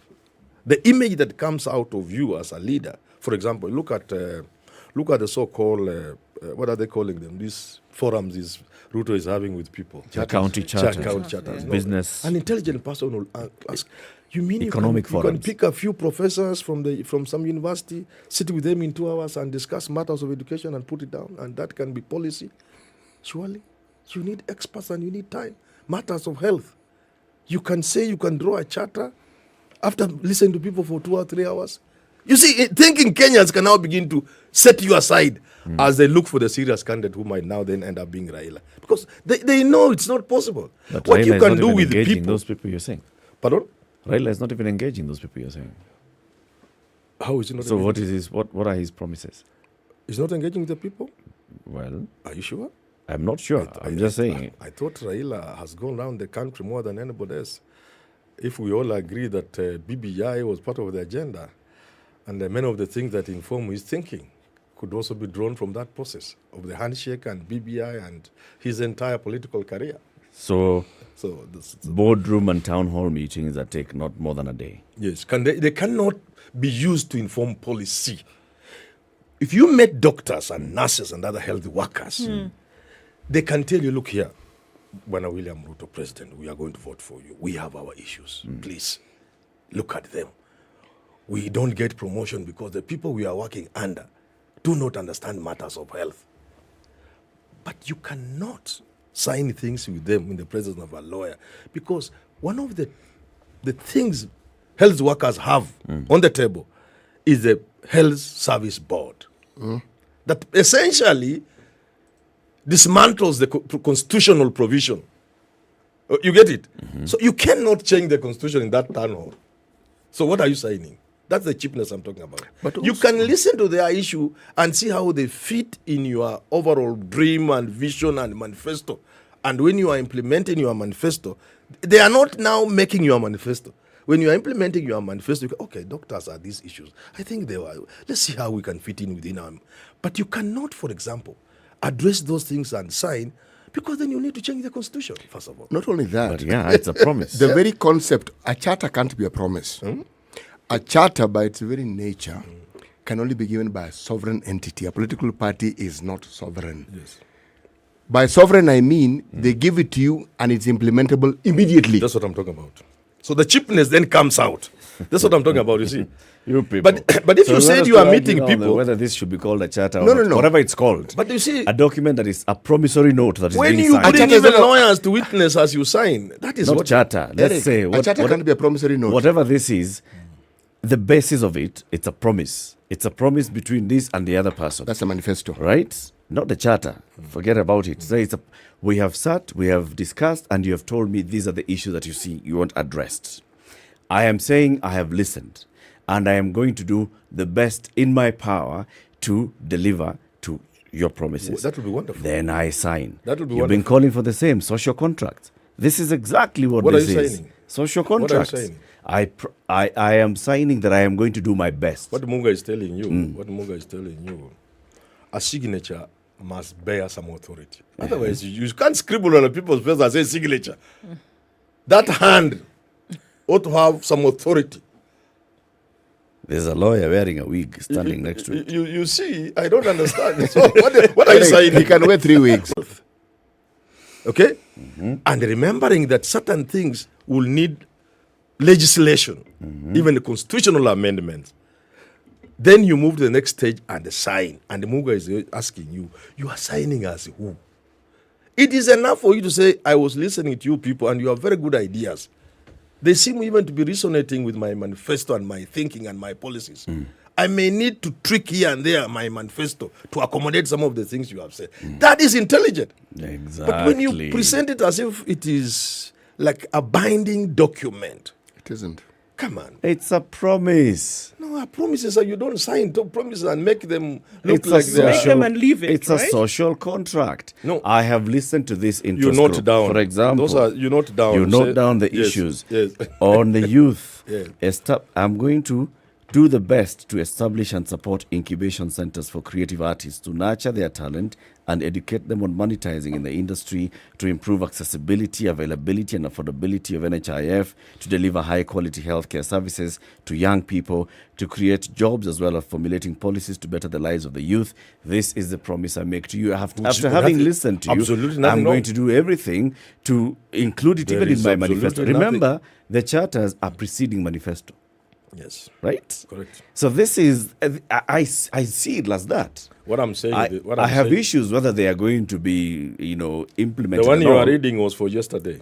Yes, for the youth. 2 days to the manifesto launch. Education charter. No, look The here. youth was not yesterday. Youth was last Whatever, week. a few days ago. There was another one was the other day, another one yesterday, other day. They have been the past 2 weeks. Yeah. The manifesto is tomorrow. Is it tomorrow, something like that? That's Yes. the cheapness I'm talking about. You cannot meet guys today and say, now, this is... And even if you see some of the things you are reading there, require legislation. Yes. Require parliamentary approval. Yes. Which is all the process of running a government. So, what is the idea of signing? This is what I'm saying is cheap. I promise that I've heard you. I have heard and you. I am going to do everything in my power. Correct. You stop there. If you give You me stop the there. government, I am going to push for the realization of your dreams. You stop there and you don't do two things. Number one, you don't make it appear like it's a contract, a legal contract, because it cannot be a legal contract. You get what I'm saying? And you don't tell people, this is now my manifesto. Because the meeting of 2-3 hours, if it is going to be what we are going to use to put in your manifesto, then you're also cheap. Because a manifesto really is a representation of a dream. And this is the thing I'm talking about even now. And the dream cannot be contributed to by members of the country, interest groups? There is absolutely nothing wrong with that. Well, let's take a break. Okay. It's 22 minutes to 10. This is Kenya's biggest conversation. Ndu, Yes. your children are active online. Online, saying follow us this, YouTube that, every minute saying, I'm really invested in the internet. Well, look, family then can have a safe place when then does come to the internet. The Communications Authority has made it much safer through different initiatives to say that, yes, while children are playing on the internet, when they're exploring and discovering, it can be made safe by several things that they've put in place so that you can actually take a back seat and say, okay, because of these initiatives, because of these implementations, when you're looking for your followers, when you're looking for your videos, it can be a safe place to play.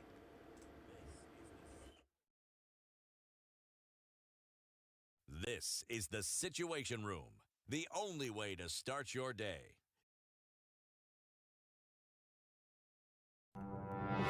If I'm found guilty, there is no problem. I'm willing to serve. I have no problem. Jails are meant for human beings. They say a society gets the leadership it deserves. If you have a corrupt, crooked, and rotten society like we have in Kenya, then of course they will get that kind of a leadership. I think the president should dissolve parliament. That's the best solution at this moment in time. Dissolve parliament. All of you go home. Yes, we all go home. How are we encouraging other people who might have new and creative ideas?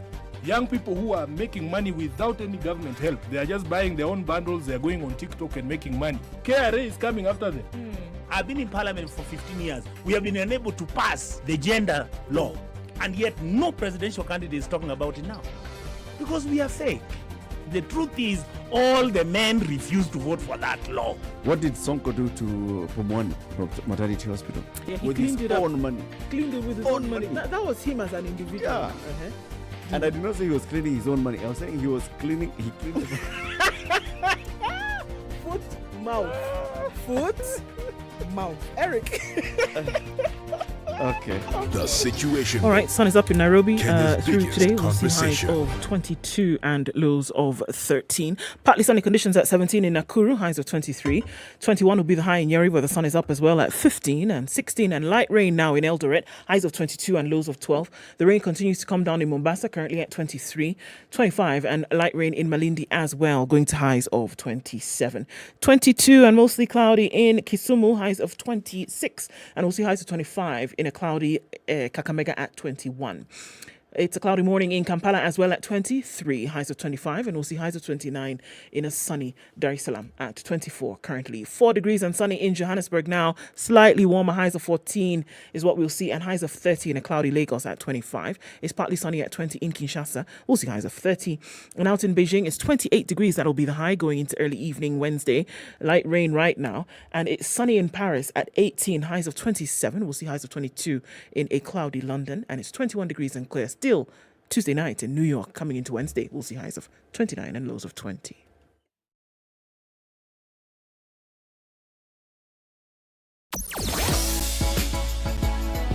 Sugar and spice and everything nice. SpiceFM. Spice up your life. Clock says we're out of traffic hour. Looks like most traffic that we saw on the streets early this morning has come to a dull roar, so I think this we can handle. Into the CBD, right at that Globe Cinema overpass, that continues to be a bit messy, but most parts looking all right. Jogo Road is going to move slowly for about the next hour or so. Coming off Thika Superhighway, traffic has not yet ended there. Survey and beyond is what we're looking at. Kiambu Road still pretty heavy. That bumper-to-bumper traffic is not letting up, at least not for now. Keep an eye on things through the morning. Talk to us via Twitter. SpiceFM KE. Business news with Spice FM. I'm Dennis Aseto. President Marcelo Rebelo de Sousa of Portugal has announced his government's intention to reposition Kenya as the anchor for his country's growing investments on the African continent. In the media address after a bilateral meeting with President Uhuru Kenyatta in Lisbon, President de Sousa said Nairobi is best suited as the entry point for Portuguese commercial interest in Africa. The President of Portuguese Republic said Kenya's stellar profile on the international stage, including its membership of the UN Security Council, leadership of the East African Community, and the role it plays at the African Union, makes Nairobi a perfect commercial partner for the Southern European nation. Kenya has registered continuous growth in the GDP in the recent past, thereby creating a promising environment for investment. Agriculture, manufacturing, wholesale, retail and financial services are the highest contributors to Kenya's GDP, and as a result, they have been prioritizing under the economic pillars of Kenya Vision 2030. The Kenya Vision 2030 policy provides the national development goals in promoting inclusive and sustainable growth to make Kenya a globally competitive and prosperous nation. The Public Procurement Regulatory Authority has called on stakeholders and membership of the public to apply for registration and licensing as agents of procurement or disposal of public assets. In a notice in a local daily, Director General Patrick Wanjuki announced that the authority, mandated to license and register agents, had developed guidelines to be used by procuring entities, the authority as well as the procuring or disposing agents for fairness, transparency and equity. The East African Community has unveiled the Regional Bioeconomy Strategy, that is 2021 and 2022 to 2031 and 2033 at the EAC headquarters in Arusha, Tanzania.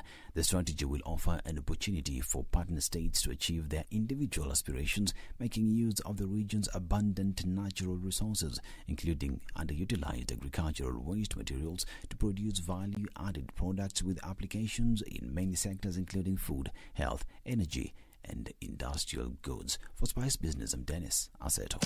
Spice FM Business.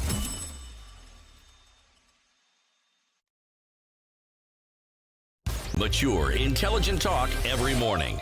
Spice up yourself.